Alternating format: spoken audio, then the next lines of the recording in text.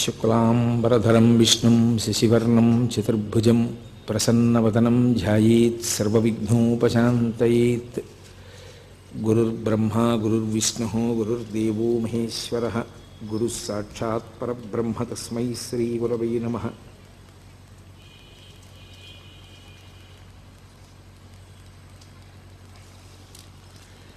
వ్యాసాయ విష్ణురూపాయ వ్యాసరూపాయ విష్ణవే నమో వై బ్రహ్మనిధయే వాసిష్ఠాయ నమో నమః.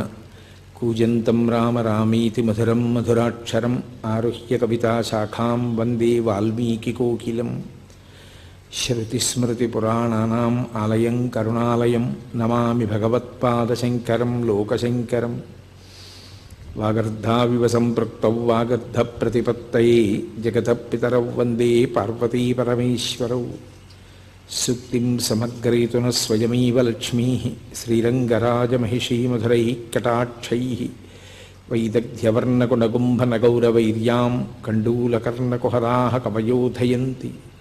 హైమోత్ఫపుండ్రమజహన్మకుటం సునాసం మందర్స్మితం మకరకుండలచారుగండం బింబాధరం బహుళదీర్ఘకృపాకటాక్షం.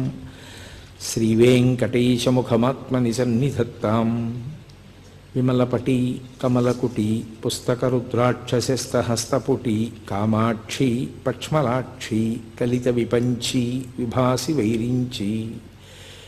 మనోజవం మరుతతుల్యవేగం జితేంద్రియం బుద్ధిమతాం వరిష్టం వాతాత్మజం వనరయూధముఖ్యం శ్రీరామదూతం శిరసా నమామి. ఆపదామపహర్తారం దాతారం సర్వసంపదాం లోకాభిరామం శ్రీరామం భూయో భూయో నమామ్యహం. హరి ఓం. పరమేశ్వర స్వరూపైన సభకి నమస్కారం.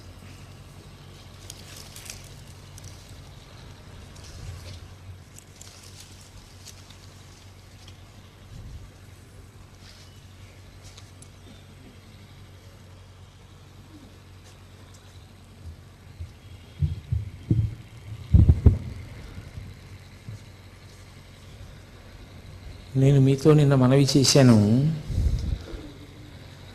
అరుణాచల క్షేత్రాన్ని చేరుకున్న తరువాత రమణ మహర్షిలో విశేషమైనటువంటి భగవదానుభవాన్ని పొందడానికి కావలసినటువంటి అవకాశం ఆయనకి చిక్కింది. ఆయన యొక్క చిట్ట చివరి ప్రయోజనం అది తప్ప వేరొకటి ఆయనకి లేదు. ఆయనకి లేదు కాదు, యథార్థమునకు ఎవరికైనా చిట్ట చివరికి పొందవలసినటువంటి స్థితి అది సాధన చేత. కాబట్టి ఆయన కేవలము భగవదనుభవమునందు ఉనిగి తనకన్నా వేరొకటి లేదు అన్న భావనతో అంటే ఆ రకమైనటువంటి ఆత్మ అనుభవంలోకి వచ్చినటువంటి కారణం చేత బ్రహ్మానందం అనుభవిస్తూ ఉన్నారు. దానివలన శరీరం ఎన్ని వైక్లభ్యములను పొందినప్పటికీ ఆయన దాని గురించి స్పృహ పొందలేదు. కానీ అక్కడ సహజంగా కొడుకు ఏమైపోయాడనేటటువంటి ఆర్తి ప్రధానంగా ఉండేటటువంటిది తల్లికి. ఆ తరువాత అన్నదమ్ములకు ఉంటుంది, పినతండ్రులకు ఉంటుంది. ఆ కారణం చేత పిల్లవాడు ఎందుకు వెళ్ళిపోయి ఉంటాడు అన్నది ప్రారంభమైంది. దాని గురించినటువంటి ప్రశ్న ఏదో ఎవరికి నోటికి వచ్చిన మాట వాళ్ళు చెప్పారు. ఎక్కడో బడిలో ఎవరైనా సరిగ్గా చదవట్లేదని దెబ్బలాడారేమో అన్నారు. 3 రూపాయలు పుచ్చుకుని వెళ్ళిపోయాడు. 3 రూపాయలతో ఏం చేస్తాడు, డబ్బు అయిపోయిన తర్వాత వాడే తిరిగి వస్తాడన్నారు. కాదు పిల్లవాడు ఏదో దారి తప్పాడు, ఎక్కడికో వెళ్ళిపోయాడన్నారు. ఎవరి నోటికి వచ్చిన మాట వాళ్ళు అన్నారు. అన్నగారు ఏమైనా అన్నాడేమో నాగస్వామి అన్నారు కొంతమంది. కాదు బాబయ్యే ఏమైనా అన్నాడేమో ఆ సుబ్బయ్యర్ గారని చెప్పి కొంతమంది అన్నారు. పినతల్లి ఏమైనా అందా అని కొంతమంది అన్నారు. ఎవరికి వచ్చిన మాట ఎవరికి వచ్చిన ఊహ వాళ్ళు చెప్తూ వచ్చారు. చిట్ట చివరికి ఎవరో ఒక వార్త ప్రచారం చేశారు. తిరుచిరాపల్లిలో నాటకాలకు సంబంధించినటువంటి ఒక సంస్థలో ఈయన సభ్యుడిగా చేరిపోయాడు వెంకటరామన్ అని. వెంటనే పాపం తల్లికి ఆర్తి ఉంటుంది కదూ, అందుకని ఆవిడ ఆ పినతండ్రిని వెళ్ళమని అడిగింది. అప్పటికే సుబ్బయ్యర్ గారి శరీరం విడిచిపెట్టేశారు. ఆ మిగిలినటువంటి నెల్లియప్పయ్యర్ గారు వెంటనే బయలుదేరి అక్కడ భోగట్టా చేసి వస్తే మనిషిని పోలిన మనిషి ఉంటాడు. దూరం నుంచి చూస్తే అచ్చు వెంకటరామన్ ఎలా ఉంటాడో, వెంకటరామన్ అంటే పూర్వాశ్రమంలో భగవాన్ రమణులు అనుకోండి, నిజానికి ఆయన శాస్త్రీయ సన్యాసము అని ఏమీ స్వీకరించలేదు. అరుణాచలానికి 24 కిలోమీటర్ల పరిధిలో దీక్షానియములేమీ లేవు కనుక ఆయన ఎలా బయలుదేరాలో అలాగే కూర్చుండిపోయారు. ఒక కౌపీన ధారణ ఒకటే చేశారంతే. కాబట్టి వెళ్ళి చూస్తే దూరం నుంచి చూసినప్పుడు వెంకటరామన్ ఎలా ఉంటాడో అలాగే ఉన్నాడు. అందులో ఒక నటుడు. అయ్యో వీడు మన పిల్లవాడు కాదని తిరిగి వచ్చారు. కాలం గడిచిపోతోంది, కాలం నిలబడుతుందా? ఎవరి కోసం నిలబడుతుంది? కాలోహి బలవాన్ కర్త సతతం సతతం సుఖదుఃఖయోహో నరాణం పరతంత్రాణం పుణ్యపాపానుయోగత అంటాడు వ్యాసుడు. కాలం నడిచి వెళ్ళిపోతూ ఉంటుంది. ఆ నడిచి వెళ్ళిపోతున్నప్పుడు అళగమ్మగారు మెల్లిగా మనసు తిటవు చేసుకుంది. ఏ కారణం చేత? పరమేశ్వరుడు ఒక చోట దుఃఖాన్ని ఇస్తే ఒక చోట సుఖాన్ని ఇస్తాడు. ద్వంద్వములకు వశులమైపోయినటువంటి మనందరికీ ఎక్కడో ఒక చోట మనసుకి ప్రీతి కలిగిన చోట సేద తీరుతాం, మనసుకు బాధ కలిగిన చోట డసిపోతుంటాం. ఒక కొడుకు వెళ్ళిపోయాడే అని ఆవిడ బాధపడ్డారు. ఉన్న నాగస్వామికి ఓ ఉద్యోగం వచ్చింది సబ్ రిజిస్ట్రార్ ఆఫీస్లో. కోడలు కాపరానికి వచ్చింది. ఏదో కొడుకు కోడలు కాపరం చూసుకుని ఆవిడ సంతోషపడిపోతున్నారు. అళగమ్మగారి వైపు నుంచి చూస్తే ఒకలా ఉంటుంది విషయం, భగవాన్ రమణుల వైపు నుంచి చూస్తే ఒకేలా ఉంటుంది. ఒకలా కాదు, ఒకేలా, ఇంకొక మార్పు ఉండదు. ఆయన ఎప్పుడూ ఆత్మయందు రమిస్తూ ఉంటారు. కాబట్టి ఒక రోజున వీళ్ళందరూ కూర్చుని ఉండగా ఎవరో పరిగెత్తుకొచ్చాడు. వచ్చి తిరువణ్ణామలైలో ఒక మామిడి తోపులో ఒక పిల్లవాడు చాలా గొప్ప స్థితిని పొందేట. అతను ఇప్పుడు విశేష ప్రచారాన్ని పొందాడు. ఆత్మానుభవమునందు మునిగి ఉన్నట్ట. మీరెవరు అని అడిగితే నోట మాట లేకుండా కాగితం మీద వ్రాసేట తిరుచుళి వెంకటరామన్ అని. కాబట్టి మన పిల్లవాడే, మనం వెళ్ళి చూస్తే బాగుంటుంది అన్నారు. ముందు అందరికన్నా ఆర్తి ఎవరికి? అళగమ్మ గారికే. అందుకని వెళ్ళమని తొందర చేసింది ఆవిడ నాగస్వామిని. ఆయన అన్నాడమ్మా నాకు సెలవు లేదు, కొత్త ఉద్యోగం కదా, వెడతాను తీరుబడి మీద అంటే ఆవిడ ఊరుకుంటుందా? ఆవిడ ఆర్తి ఆవిడిది. పాపం మరిది నెల్లియప్ప అయ్యర్ బయలుదేరాడు. ఆయనతో పాటుగా నారాయణ స్వామి అయ్యరని వేరొక ఆయన కూడా బయలుదేరారు. ఇద్దరూ తిన్నగా మామిడి తోపు దగ్గరికి వెళ్ళారు తిరువణ్ణామలై దగ్గరలో. తీరా అక్కడికి వెళ్ళిన తర్వాత ఆ బాలస్వామి చేసుకునేటటువంటి సాధనకి, ఆ ఆనందానికి అందరూ వెళ్ళి చూస్తుంటే అడ్డొస్తున్నారని లోపలికి ఎవ్వరిని పంపించడం మానేసి అక్కడ ఒక ఆయన అడ్డంగా ఉండడం మొదలుపెట్టాడు. ఆయన పేరు కూడా వెంకటరామనాయనార్. వెంకటరామన్ ఈయన పేరైతే అడ్డుపడినటువంటి వ్యక్తి వెంకటరామనాయనార్. ఆయన ఎవరిని వెళ్ళనిచ్చేవాడు కాదు. వీళ్ళు మొరపెట్టుకున్నారు, అయ్యో మేము వాళ్ళ కుటుంబ సభ్యులం, ఒక్కసారి చూస్తామని. నేను పంపను, ఆయన ఏకాంతానికి భంగం కలుగుతోంది అన్నాడు. ఆఖరికి పోనీ కాగితం చూపించండి రమ్మంటే వస్తామని ఆ నెల్లియప్ప అయ్యర్ ఆ మానామధురై అనేటటువంటి ఊరు పేరు పైన ఉన్నటువంటి ఓ కాగితం తీసుకొని మానామధురై ప్లీడర్ నెల్లియప్ప అయ్యర్ అని ఆ సబ్ రిజిస్ట్రార్ ఆఫీస్లో పనిచేస్తున్నటువంటి ఒక ఉద్యోగి నాగస్వామి మిమ్మల్ని చూడ వచ్చారు అని పంపించారు. అవి చూసి గుర్తుపట్టారు భగవాన్. ఓ వచ్చినటువంటి వాళ్ళు మా అన్నయ్య మా పినతండ్రి వచ్చారని లోపలికి రమ్మనమని సంజ్ఞ చేశారు. ఆయన ఏం మాట్లాడేవారు కాదు, ఒక సంజ్ఞ చేశారు.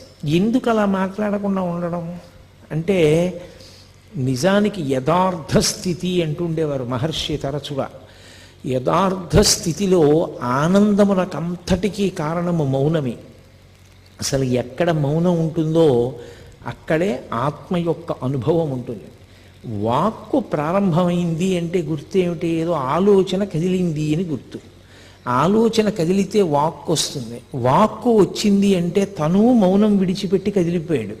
తన వాక్కు వల్ల మిగిలిన వాళ్ళు కూడా కదులుతారు. అందుకే ఆయన ఎప్పుడూ మౌనంలోనే ఉండేవారు, మాట్లాడేవారు కాదు. అందుకే ఆయనకి మౌనస్వామి అని ఒక పేరు ఉండేది. ఆయన ఒక కాగితం మీద ఆ వచ్చినటువంటి ఉత్తరాన్ని చూసి సరే ప్రవేశపెట్టండి అని సంజ్ఞ చేశారు. లోపలికి వచ్చి చాలా తేరిపారి చూస్తే తప్ప గుర్తుపట్టలేకపోయారు. ఎప్పుడు స్నానం చేసిన శరీరం, ఒళ్ళంతా బూది కప్పేసింది, పెద్ద పెద్ద గోళ్ళు, జటలు కట్టేసినటువంటి జుట్టు, ఒక్క కౌపీనం. ఆ కౌపీనం కూడా ఆయనకి చాలా కాలం లేదు. ఒక ఆవిడ అన్నం పెట్టేది, ఆవిడ వేడుకుంది, బాగుండదు కదా, సమాజం అని ఒకటి ఉంది కదా, మీ మటుకు మీకు దేహభ్రాంతి లేదు, కానీ చూసే వాళ్ళకి దేహభ్రాంతి ఉంది, అందుకని మా కోసం కనీసం ఓ గోచి పెట్టుకోండి అని అడిగింది. అందుకని ఆయన ఒక గోచి పెట్టుకునేవారు అంతే, ఇంకేమీ ఉండేది కాదు శరీరం మీద. విశ్వనాథ సత్యనారాయణ గారు ఆశ్చర్యపోయారు కూడా ఆయన గురించి రాస్తూ, ఎవరైనా చెవులకి బట్ట చుట్టుకుంటే చలి తగ్గుతుంది, కంఠానికి బట్ట చుట్టుకుంటే భగవాన్ రమణలకు చలి ఎలా తగ్గింది అని రాశారు ఆయన. ఆయన ఎక్కువ కంఠానికి గుడ్డ కట్టుకునేవారు, చెవులకు కట్టుకునేవారు కాదు. కాబట్టి వీళ్ళు ఆయన్ని తేరిపారి చూసి గుర్తుపట్టారు. కానీ ఆ రోజుల్లో అనుబంధాల వరకు మాట్లాడినప్పుడు మాత్రం నిజంగా కొన్ని విషయాలు శ్లాఘించవలసినవి ఉంటాయి. సూర్యుడి ముందు దివిటి దివిటి అని అనుకోండి, ఆత్మానుభవంలో ఉండేటటువంటి రమణులకు ఇంక రెండవ వస్తువు అన్నది లేదు, దేని మీద మమకారం లేదు, ఆత్మయందే ఆయన రమిస్తూ ఉండేవారు. కానీ ఒక పినతండ్రికి అంత ప్రేమ ఉండడం గొప్ప విషయం. పాపం నెల్లియప్పయ్యరు శతవిధాల వేడుకున్నాడు 3 రోజులుండి. పోనీ నువ్వు ధ్యానం చేసుకుంటానంటే, నువ్వు మాట్లాడనంటే నిన్ను గృహస్థాశ్రమ స్వీకారం చెయ్యమని మేము అడగం. మా ఊళ్ళోనే ఒక సిద్ధుని సమాధి ఉంది, ఆ సమాధి దగ్గర నీకు ఒక పందిరి కట్టిస్తాను, అందులో కూర్చో, అందులో చేసుకో, ఇంటి నుంచి భోజనం పంపిస్తాం. కానీ కళ్ళ ముందు పిల్లవాడు ఇలా ఎక్కడో ఇలా మట్టి కొట్టుకుపోయి ఉంటే మాకు చాలా బాధగా ఉంది, నువ్వు వచ్చేయవలసింది అని 3 రోజుల పాటు అన్న తమ్ముడు అన్నగారు పినతండ్రి గారు కలిసి విపరీతంగా ఏడుస్తూ ప్రాధేయపడ్డారు. అన్నీ వినేవారు. నిర్లిప్తుడు, ఆయన ఏ విధమైనటువంటి కదలిక ఉండేది కాదు, ముఖంలో కనీసం చిన్న మార్పు కూడా ఉండేది కాదు. అది కారణం ఏమిటి అంటే, ఇంకా ఆ మనసుకి సంగములు లేవు, వీడు మావాడు వీడు పైవాడు, అసలు ఆ అనుబంధములు లేవు. ఆయనకున్న అనుబంధం అంతా ఒక్కటే, పరమేశ్వరుడు ఆత్మ. ఆ ఆత్మయే ఈశ్వరుడు, దాని యందు రమిస్తూ ఉండేవారు. అంత పూర్ణ వైరాగ్యము జ్ఞానము పక్కపక్కనే ప్రవహిస్తాయి. అది నోటి మాటలతో చెప్పినంత తేలిక విషయం కాదు, అది అనుభవించిన వాడికి అంత వేదాంత స్థాయిని పొందినటువంటి మహాపురుషులకొక్కరికే అర్థమవుతుంది. రామకృష్ణ పరమహంస చెప్తుండేవారు, ఒక ఆయనకి ఒక్కడే కొడుకు, హఠాత్తుగా కొడుకు చచ్చిపోయాడు. చచ్చిపోతే తల్లి ఏడుస్తోంది, ఈయన వేదాంతి, ఈయన ఏమీ ఏడవట్లేదు. ఆవిడ వచ్చింది, కొడుకు చచ్చిపోయాడని ఏడవట్లేదు, నీ కంట ఒక్క నీటి చుక్క రాదేమయ్యా, నువ్వు ఏడవమే అంది. ఆయన అన్నాడు, నిన్న రాత్రి కలలో నేను మహారాజుని, నాకు 11 మంది సమర్థులైన కుమారులు, నేను తెల్లవారి నిద్ర లేచేసరికి వాళ్ళు లేరు, స్వప్నంలో నిన్న రాత్రి రాజునయ్యాను, 11 మంది కొడుకులున్నారు, తెల్లవారి లేచేటప్పటికి వాళ్ళు లేరు, వాళ్ళ కోసం ఏడవనా, తెల్లవారిన తర్వాత ఉన్న ఒక్క కొడుకు చచ్చిపోయాడని వీడి కోసం ఏడవనా, ఎవరి కోసం ఏడవను, అందుకని ఏడవడం మానేశానన్నాడు. అంటే ఆయనకి జీవితం స్వప్నతుల్యం. ఆయన అలా పట్టించుకునేవాడు కాదు, ఏ అనుబంధమా అనుబంధం అంతే, వాటితో సంగం ఉన్నవాడు కాదు. అది నోటితో చెప్పినంత తేలిక కాదు ఆ స్థాయి ఏర్పడడం. అందుకని ఆయన యందు ఏ విధమైనటువంటి మార్పు కలగలేదు. వాళ్ళతో వచ్చినటువంటి నారాయణ స్వామి అయ్యర్ అనే వ్యక్తికి చాలా కోపం వచ్చింది. ఇంత బతిమాలుతున్నా ఈ పిల్లాడు రానంటున్నాడు, ఏమిట్రా అంత బతిమాలుతాడు, అంత చిక్కిపోయి ఉన్నాడు, వీడు మన్నేం చేస్తాడు, ముగ్గురం కలిసి సాయం పట్టి కట్టి పట్టుకుపోదాను రండని వెళ్ళి మీద పడి పట్టుకోపోయాడు. 4 అడుగులు వేసి ఆయన్ని దగ్గరికి వెళ్ళి పట్టుకుందాం అనుకునేసరికి ఒళ్ళంతా అగ్నిహోత్రం పెట్టినట్టు మంటలు వచ్చేసాయి. అప్పుడు అర్థమైంది ఆయన ఏ స్థాయిని పొంది ఉన్నారో. ఆయనను అలా బంధీకృతుణ్ణి చేయడం, ఆయన్ని తీసుకెళ్ళడం సాధ్యం కాదు. ఆయన ఒక ఆత్మగా నిలబడి ఉన్నారు. సర్వదా ఆయన ఆ స్థాయిలో ఉన్న కారణం చేత పరమేశ్వర స్వరూపుడై ఉన్నాడు. ఆయన అభీష్టానికి వ్యతిరేకంగా చేయడం ఎవరికీ సాధ్యం కాదని మళ్ళీ ముగ్గురు కలిసి వెళ్ళిపోయారు. వెళ్ళిపోయి బాధపడుతూ అళగమ్మ గారికి చెప్పారు. పాపం అళగమ్మ గారు నన్ను ఒక్కసారి తీసుకెళ్ళమని వేడుకుంది. సరే వీలు వెంబడి తీసుకెళ్తానమ్మా అన్నాడు. అలా కొంతకాలం అయిపోయింది. అయిపోయిన తర్వాత ఆయన మెల్లిగా ఈ మామిడి తోపులోకి చాలామంది జనం ఆయన దర్శనార్థం వచ్చేయడం మొదలుపెట్టారు. దానివల్ల చెట్ల కొమ్మలన్నీ విరిగిపోయి, కాయలన్నీ రాలిపోయి, వాటికి అలజడి కలుగుతోంది. మన వలన ఎవరికో ఇబ్బంది కలగడం ఎందుకని ఆయన ఆ ప్రదేశాన్ని విడిచిపెట్టి మెల్లిగా కొండ మీద విరూపాక్ష గుహకి చేరుకున్నారు. ప్రపంచం చాలా విచిత్రంగా ఉంటుంది. మీరు రమణ మహర్షి అనేటటువంటి ఒక తెర మీద ఒక చలనచిత్రాన్ని చూసినట్టు చూడొచ్చు. స్వార్థ స్వభావం ఉండేటటువంటి వ్యక్తులు ఎంత పవిత్ర జీవనం గడిపే వారి యొక్క జీవితంతో కూడా వ్యాపారం చేస్తారు. ఆ విరూపాక్ష గుహలో ఒక మహానుభావుడు పరమేశ్వరుడు గురించి తపస్సు చేసి ఈశ్వరానుగ్రహంతో బూది కుప్పగా మిగిలిపోయాడు ఆయన. ఆ విరూపాక్ష గుహని ఏదో కోర్టులో కేసు నడిచింది, ఆఖరికి ఒక మఠం నెగ్గింది. దాని ఏజెంట్ ఒకరిని నియమించారు ఆ గుహని చూడమని. మీలో ఎవరైనా విరూపాక్ష గుహ చూశారో లేదో నాకు తెలియదు. ఆ గుహకి ఒక ప్రత్యేకత ఉంది. అరుణాచల పర్వతం నుంచి గాలి వేసినప్పుడు ఆ గుహలోకి గాలి ప్రవేశిస్తే ఓంకారం వినపడుతుంది, ప్రణవం. అది చాలా గొప్ప గుహ ఆ అరుణాచలంలో. అటువంటి గుహలో రమణ మహర్షి కూర్చుని తపస్సు చేసుకుంటూ ఉండేవారు. తపస్సు అన్న మాటకి నేను మీతో 1కి 10 మార్లు చెప్పాను. ఆయన బ్రహ్మానందానుభవమే తప్ప తపస్సు అని అనడానికి ఏం లేదు. కాబట్టి ఆయన ఆ గుహలో ఉంటూ ఉండేవారు. చాలామంది కొండ ఎక్కి గుహలో ఉన్న రమణుల దర్శనానికి వస్తూ ఉండేవారు. ఇతను మెల్లిగా ఏం చేశాడంటే, అది విరూపాక్ష గుహ చూడడానికి వస్తున్నారు అని పేరు పెట్టి టిక్కెట్టు పెట్టి డబ్బు వసూలు చేసుకోవడం మొదలుపెట్టాడు. చాలామంది పాపం రమణ మహర్షిని చూడాలనుకున్నవారు డబ్బు కట్టి లోపలికి వెళ్ళి చూసి వస్తూ ఉండేవారు. ఇతనంతా ఏమని ప్రచారం చేశాడంటే, లోపల కూర్చున్న రమణుల గొప్ప కాదు, విరూపాక్ష గుహ గొప్ప, గుహ చూడడానికి వస్తున్నారనేవాడు. ఇది భగవాన్కి తెలిసింది. తెలిసి ఆయన మెల్లిగా దాని మించి దిగిపోయి వేరే ఎదురుగుండా ఉన్నటువంటి మామిడి చెట్టు గుహనో గుహ, ఆ చెట్టు తొర్ర ఉన్న గుహలోకి వెళ్ళిపోయారు. వెళ్ళిపోయినా ఇతను ఏం చేశాడంటే, రోడ్డు కింద మార్గంలో కాపు కాసి వెళ్ళేటటువంటి వాళ్ళందరి దగ్గర అక్కడే వసూలు చేసేసుకుంటూ ఉండేవాడు డబ్బు. అరేరే, నిష్కారణంగా నా కోసం వస్తున్న వాళ్ళందరూ ఇంత ఇబ్బంది పడి డబ్బు కట్టవలసి వస్తోందని అక్కడి నుంచి బయలుదేరి భగవాన్ కిందకి వెళ్ళిపోయారు. వెళ్ళిపోయి కొండ పాదంలో ఉండేటటువంటి అరుణగిరినాథర్ దేవాలయంలో కొంతకాలం ఉన్నారు. ఎంత విచిత్రంగా ఉంటుందంటే ప్రపంచం. ఆ తర్వాత ఏదో తప్పు తెలుసుకున్నాడు, పొరపాటు అయిపోయిందన్నాడు, విరూపాక్ష గుహలోనే ఉండమన్నాడు. మళ్ళీ రమణ మహర్షి విరూపాక్ష గుహలోకే వెళ్ళారు. ఒంటి మీద ఉన్న బట్ట మారిస్తేను, బట్ట రంగు మారిస్తేను లోపల ఉన్న బుద్ధులు ఎక్కడికి పోతాయి? బట్ట మారిస్తే బుద్ధి పోతుందా? బట్ట రంగు మారితే బుద్ధి పోతుందా? సన్యాసులమని పేరు చెప్పుకొని కాషాయం కట్టుకుని తిరిగేటటువంటి ప్రబుద్ధులు కొందరు అరుణాచల పర్వతం మీద ఉండేవారు ఆ రోజుల్లో. వాళ్ళకి రమణ మహర్షి మీద అపారమైనటువంటి కక్ష. ఎందుకని అంటే, ఆయన వచ్చిన తరువాత అందరూ ఆయన దర్శనానికి వెడుతున్నారు అని. అందులో జటాస్వామి అని ఒక స్వామి ఉండేవాడు. ఆయన ఎవరైనా అరుణాచల పర్వతంలో ఏదైనా గుహలో ప్రవేశించి తపస్సు చేద్దామంటే ఆయన పైనుంచి ఎవరికీ కనపడకుండా రాళ్ళు దొల్లిస్తుండేవాడు, పెద్ద పెద్దవి. అది చూసి, బాబోయ్ ఇక్కడ కొండలో భూకంపాలు వస్తాయిలా ఉంది, ఇలా శిలలు దొల్లుతాయిలా ఉంది, ఎక్కడో మనం చూసుకోకపోతే వచ్చి నెత్తి మీద పడుతుందని కొండ దిగి వెళ్ళిపోయేవారు. ఎవరు కొండ మీద ఉండేవారు కాదు, ఆయన ఒక్కడే ఉండేవాడు. ఆయన ఒక సన్యాసి, ఆయన పేరు జటాస్వామి. ఎందుకు ఆయనకి ఆ పని అంటే దానికి అర్థం లేదు. అదొక స్వార్థం. అరుణాచల పర్వతం మీద తాను తప్ప ఎవరూ ఉండకూడదు. ఒకసారి రమణ మహర్షి రాళ్ళు ఎక్కడి నుంచి పడుతున్నాయో గమనించి అతని ఊహకు అందడానికి వీలు లేకుండా వేరొక వైపు నుంచి కొండ ఎక్కి అతను రాళ్ళు దొల్లిస్తుంటే పట్టుకున్నారు.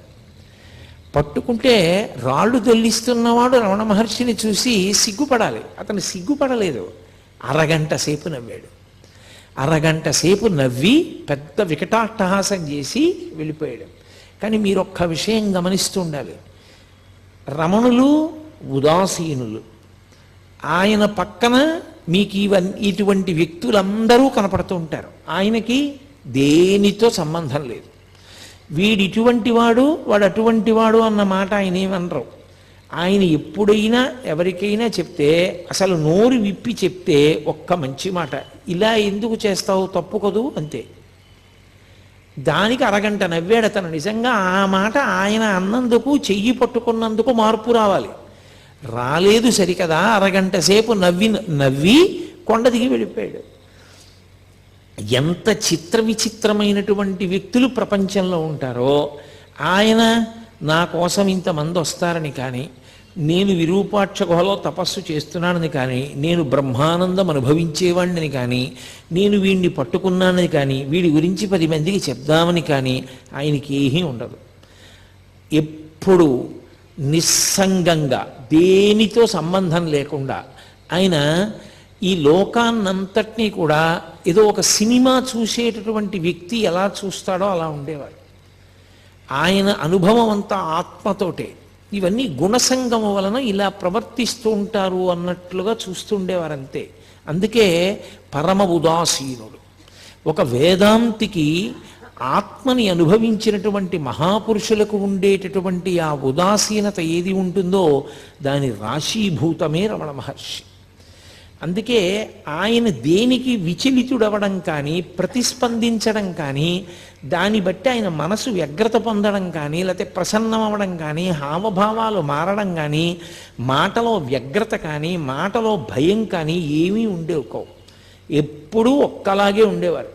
కానీ రకరకాల వ్యక్తులు మాత్రం ఆయనని గౌరవించిన వాళ్ళు ఉన్నారు, పూజించిన వాళ్ళు ఉన్నారు, నమస్కరించిన వాళ్ళు ఉన్నారు, మాట్లాడిన వాళ్ళు ఉన్నారు, పుస్తకాలు రాసిన వాళ్ళు ఉన్నారు, వాదన చేద్దామని వచ్చిన వాళ్ళు ఉన్నారు, ఆయన్ని తప్పు పట్టుకోవాలనుకున్న వాళ్ళు ఉన్నారు, ఆయన్ని గౌరవించాలనుకున్న వాళ్ళు ఉన్నారు, ఆయన పనికి మాలిన వాడిని నిరూపించాలని ప్రయత్నం చేసిన ధూర్తులు కూడా ఉన్నారు. ఆయన మాత్రం పరమ ఉదాసీనుడు.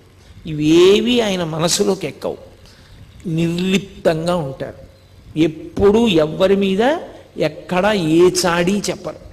చిత్రం ఏమిటంటే అంతటి మహానుభావుడు ఆ గుహలో కూర్చుని ఉండగా బాలానంద స్వామి అని ఒక ఆయన బయలుదేరాడు అరుణాచల పర్వతం మీద.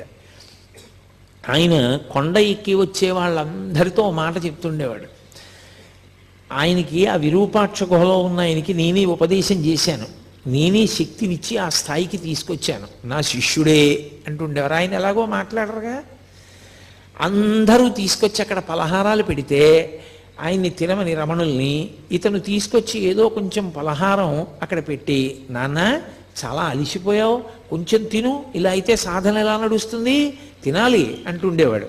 అందరూ వెళ్ళిపోయిన తర్వాత వీలైతే ఇవన్నీ మూట కట్టేసుకుని, నీ సొమ్ము ఏం పోయింది, నువ్వు ఎలాగో మాట్లాడవు కదా, నీకు గురువునని చెప్పుకుంటున్నాను, నాకు తోచింది సంపాదించుకుంటున్నాను, నువ్వు అలా కూర్చో, మాట్లాడకు, ఏమీ అనద్దు. ఆయన మీ గురువా అన్నా మాట్లాడద్దు, నువ్వు ఆయన శిష్యుడువా అన్నా మాట్లాడద్దు, అలా ఉంటుండు, నేను డబ్బు సంపాదించుకుంటాను అని. అతను ఎవరు? ఎందుకు అతనికి డబ్బు సంపాదన?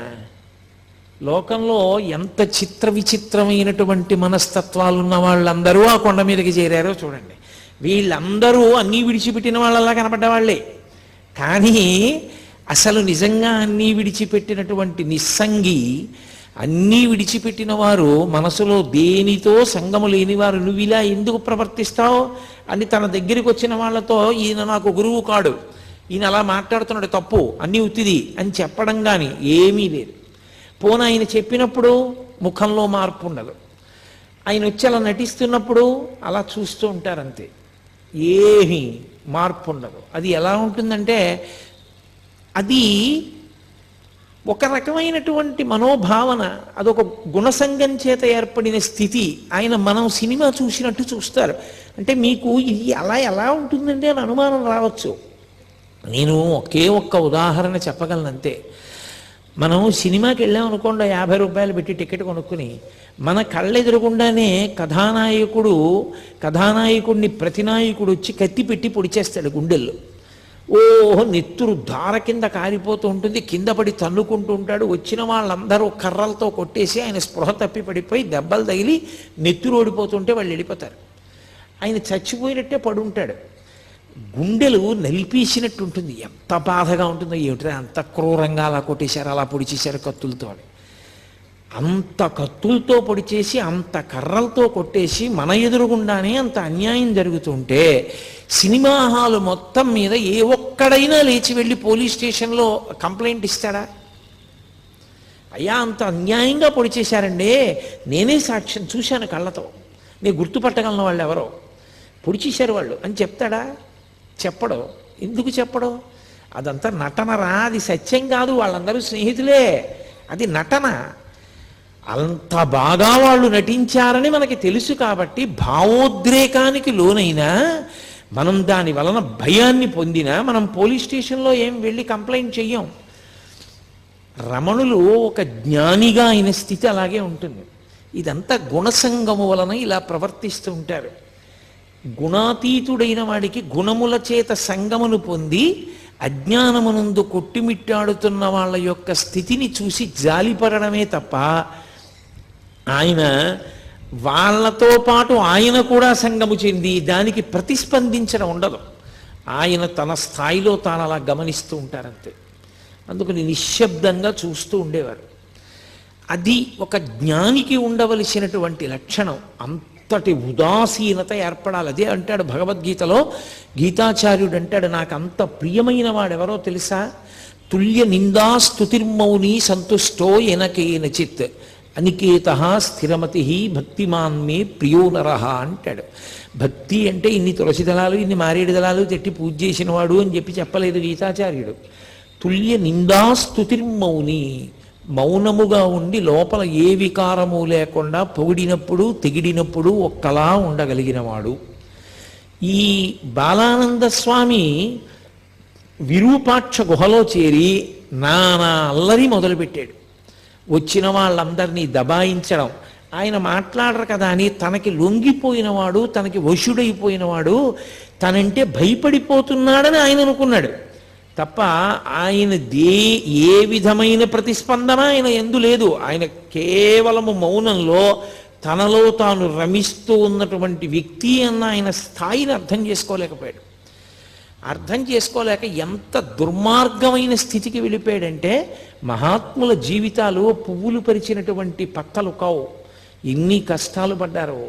రమణులు అరుణాచలంలో తపస్సు చేసుకుంటుంటే ఆయన వెనక్కి వచ్చి ఒక వ్యక్తి మలమూత్ర విసర్జన చేసి వెళ్ళిపోయాడు. ఏం చేస్తాడో చూద్దామని అతను విసర్జించిన మూత్రం ఆయన పిరుదుల కింద నుంచి కారిపోయింది. అయినా ఆయన ఎప్పుడూ ఎవరిని ఏమీ అనలేదు. అదొక అజ్ఞాన స్థితి అంతే. అమ్మ బిడ్డల వంక ఎలా చూస్తుందో వాడు తెలియని పని చేస్తే ఆయన అంతే అలాగే చూసేవారు. ఆయనలోంచి కోపం కానీ ప్రతీకార భావన కానీ పిల్లుబికేవి కావు. అతను సాక్షాత్ రమణులు ఉన్నటువంటి అంత పవిత్రమైన విరూపాక్ష గుహలో ఒక రాత్రి మూత్ర విసర్జన చేశాడు. చేస్తే పళనిస్వామి అని ఉండేవారు. ఎప్పుడూ రమణులకి సేవ చేయడమే. ఆయన జీవితానికి ఇంకో ప్రయోజనం లేదు. రమణ మహర్షికి సేవ చేయడం ఒక్కటే. అది ఏ వ్యక్తికి ఏ అదృష్టం పడుతుందో తెలియదు. ఒకడు స్వామి అయ్యుండి, స్వామి అంటే తాను సన్యాసి అయ్యుండి రమణుల పట్ల అలా ప్రవర్తించాడు. ఒకడు ఆయన పట్ల అంత గౌరవభావంతో ఎనలేని సేవ చేసేవాడు. అతను అరుణాచలం వెళ్ళి ఆ తిరువణ్ణామలై ఊళ్ళో భిక్షాటనం చేసి తీసుకొచ్చి రమణ మహర్షికి పెట్టేవాడు. అప్పుడప్పుడు రమణ మహర్షి కూడా భిక్షాటన చేసేవారు. ఊళ్ళోకి వెళ్ళి భిక్షాటన చేసి వచ్చి అది ఏ పదార్థమో ఆయనకు అనవసరం. ఆ పదార్థం చేతిలో పడగానే నవ్వుకుంటూ దాన్ని నడుస్తూ తినేవారు. నడుస్తూ తినేసి కొండ మీదకి వచ్చి బండ మీద వెల్లకిలా పడుకునేవారు. జ్ఞాని యొక్క స్థితిని లెక్క పెట్టడం చాలా కష్టం. అలా ఎందుకుంటారండి, అలా ఎలా ఉంటారండి అని మీకు అనుమానం రావచ్చు. నేను ఒక్క విషయం, కొన్నింటికి ఉపమానాలు కొన్నే చెప్పగలం. ఆ స్థాయిని యథార్థంగా చిత్రీకరించి చూపించడం చాలా కష్టం, ఎవరికి సాధ్యం కాదు. ఎందుకంటే అది వాక్కులకు అందేటటువంటి విషయం కాదు. ప్రధానంగా ఆత్మ వాక్కుకు అందదు. ఆత్మస్థితి ఎందున్న యోగి కూడా వాక్కుకు అందడు. కానీ దాన్ని ఒక ఉదాహరణ చేత కొంత చెప్పే ప్రయత్నం చేయడం మాత్రమే చెయ్యవలసి ఉంటుంది. మీరు చూడండి, ఆయన నిలబడి నడుస్తూ కొద్దిగా అన్నం తినేసి వెళ్ళిపోయేవారు. కొందరు నింద చేసేవారు, కొందరు పని చేసుకోకూడదా ఏదైనా అనేవారు, కొందరు మహానుభావుడిని అన్నం పెట్టేవారు. అన్నిటికీ ఒకటే చిరునవ్వు. ఆయనలో ఏ ప్రతిస్పందన ఉండేది కాదు. అలాగే నడిచి వెళ్ళిపోతూ ఉండేవారు, అలాగే కాస్త అన్నం తినేసేవారు, అలాగే ఉండేవారు, అలాగే కొండ మీదకి వెళ్ళిపోయేవారు. అది ఎలా ఉంటుంది అంటే, మీరు ఒక పసిపిల్లవాడిని పట్టుకుని వెళ్ళి వాడిని తిట్టండి, వాడు నవ్వుతాడు. వాడిని మీరు కొట్టండి, వాడికి బాధ కలిగిందని వాడు ఏడుస్తాడు. లేదా మీరు వాడిని పొగడండి, వాడు నవ్వుతాడు. వాడిని నింద చేసినా, మీరు నింద చేస్తూ మాట్లాడుతున్నా వాడు నవ్వుతూనే ఉంటాడు. వాణ్ణి మీరు పొగుడుతున్నా వాడు నవ్వుతూనే ఉంటాడు. వాడికి మీరు నిందిస్తున్నారని ప్రతిస్పందన ఉండదు, మీరు పొగుడుతున్నారని ప్రతిస్పందన ఉండదు. ఆ నింద కానీ పొగట్ట కానీ వాడి మనసు పుచ్చుకుంటే కదా. అప్పటికి చేతకానితనం ఇంకా. కానీ ఆయనది చేతనైన తనం అయ్యుండి పుచ్చుకోదు మనసు. పుచ్చుకోదు కనుక ఆయన ఒక నవ్వు నవ్వేస్తారు. పాపం అమాయకత్వం అనుకుంటారంతే. ఇక మరి భిక్షకెందుకు వెళ్ళడం అంటే, ఈ శరీరానికి ఓ వ్యాధి వచ్చిందనుకోండి, ఈ మోకాలు నిప్పెడుతోంది అనుకోండి, నాకు ఈ మోకాలు నిప్పెడితే ఏమంటే ఈ మోకాలు ఏమిటో చాలా నిప్పెడుతోంది, కూర్చోలేకపోతున్నాను పూర్వంలో ఉపన్యాసానికి, చాలా బాధ పెడుతోంది ఇది అని ఓ డాక్టర్ దగ్గరికి వెళ్ళాను అనుకోండి. ఆ డాక్టర్ గారు ఏదో నాకు ఔషధిని ఇచ్చి ఇది తాగవయా అన్నారు. ఆ ఔషధం చాలా చేదుగా ఉంది, అది ఓ పూట వేసుకుంటున్నాను. ఏదో ట్యాబ్లెట్ ఇచ్చి చప్పరించన్నారు, అది చాలా తీయగా ఉంది. ట్యాబ్లెట్ చాలా తీయగా ఉంది కదా అని రోజుకు ఒకటి చప్పరించమంటే 10 చప్పరిస్తానా? అది ఒక్కటి చప్పరించమన్నాడు, ఒకటే చప్పరిస్తాను. ఇంకొక ఔషధం చేదుగా ఉంది, అబ్బా తాగడానికి అసహ్యంగా ఉంది, కానీ మానేస్తానా? తాగుతాను. జ్ఞాని దృష్టిలో ఆకలి ఈ శరీరానికి ఒక రోగం. మందు వేసుకునేటప్పుడు మందుకి రుచి ఎలా చూడరో, ఈ శరీరానికి ఒక వ్యాధి ఆకలి. ఈ ఆకలి తీరడానికి, జబ్బు తగ్గడానికి ఔషధం పడేసినట్టు ఆకలి అన్న వ్యాధి తీరడానికి పదార్థం పడేస్తాడు. అందుకే పిచ్చివాడంటాడు. ఎందుకని అంటే, మనమైతే ఏం చేస్తామంటే రుచి కొరకు తింటాం. అన్నం, కాస్త పప్పు, కొంచెం నెయ్యి, అదంతా కలుపుకొని ఎంతో శుభ్రంగా కాస్త నంచుకొని మనం తింటాం. ఆయనకి అలా ఉండదు. ఆయన చేతిలో ఏది మినప్పొట్టు కొంచెం పడేసిందో తల్లి, తినేశారంతే. నాకు తెలుసు ఒక మహానుభావుడు, ఆయనకి ఒక ఆవిడ పిలిచి ఏం చేస్తారో చూద్దామని క్యాబేజీ తుక్కు పెట్టింది. ఆయన చక్కగా తుక్కు తిని మంచినీళ్ళు తాగేసి ఈశ్వరార్పణమస్తు అని వెళ్ళిపోయాడు. జ్ఞానులు అలా ఉంటారు, వాళ్ళకి రుచితో సంబంధం ఉండదు. దీనికి ఆకలేసింది, దీనికి వ్యాధి పుట్టింది, మందేశావు. దీనికి ఆకలన్న వ్యాధి పుట్టింది, కాస్త అన్నం పడేస్తారు. అన్నం కాదు, భవతి భిక్షాందేహి అన్నప్పుడు చేతిలో ఏం పడిందో అది పడేస్తారు కడుపులో, అంతే. మరి దానివల్ల ఏమంటే ఇది ఏమైనా అయిపోదా? అయిపోకుండా ఉండడం ఉంటుందా అసలు? పోనీ దీనికి నువ్వు ఏది పెట్టాలో అదే పెడుతూ జాగ్రత్త తీసుకుంటే ఉంటుందా? సత్యం ఆత్మ, ఇది అసత్యం వెళ్ళిపోతుంది, కానీ వెళ్ళిపోయే వరకు పాడు చేయకూడదు.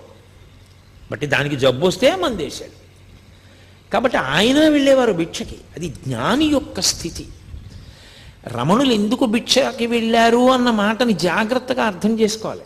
అస్తమానం పళనిస్వామిని పిలిచి నాకు ఆకలిస్తోంది, అది కొంచెం వెళ్ళి భిక్షకి వెళ్ళామన్నా పట్టరా అన్న అనుకోండి, అహంకారం వచ్చిందని గుర్తు.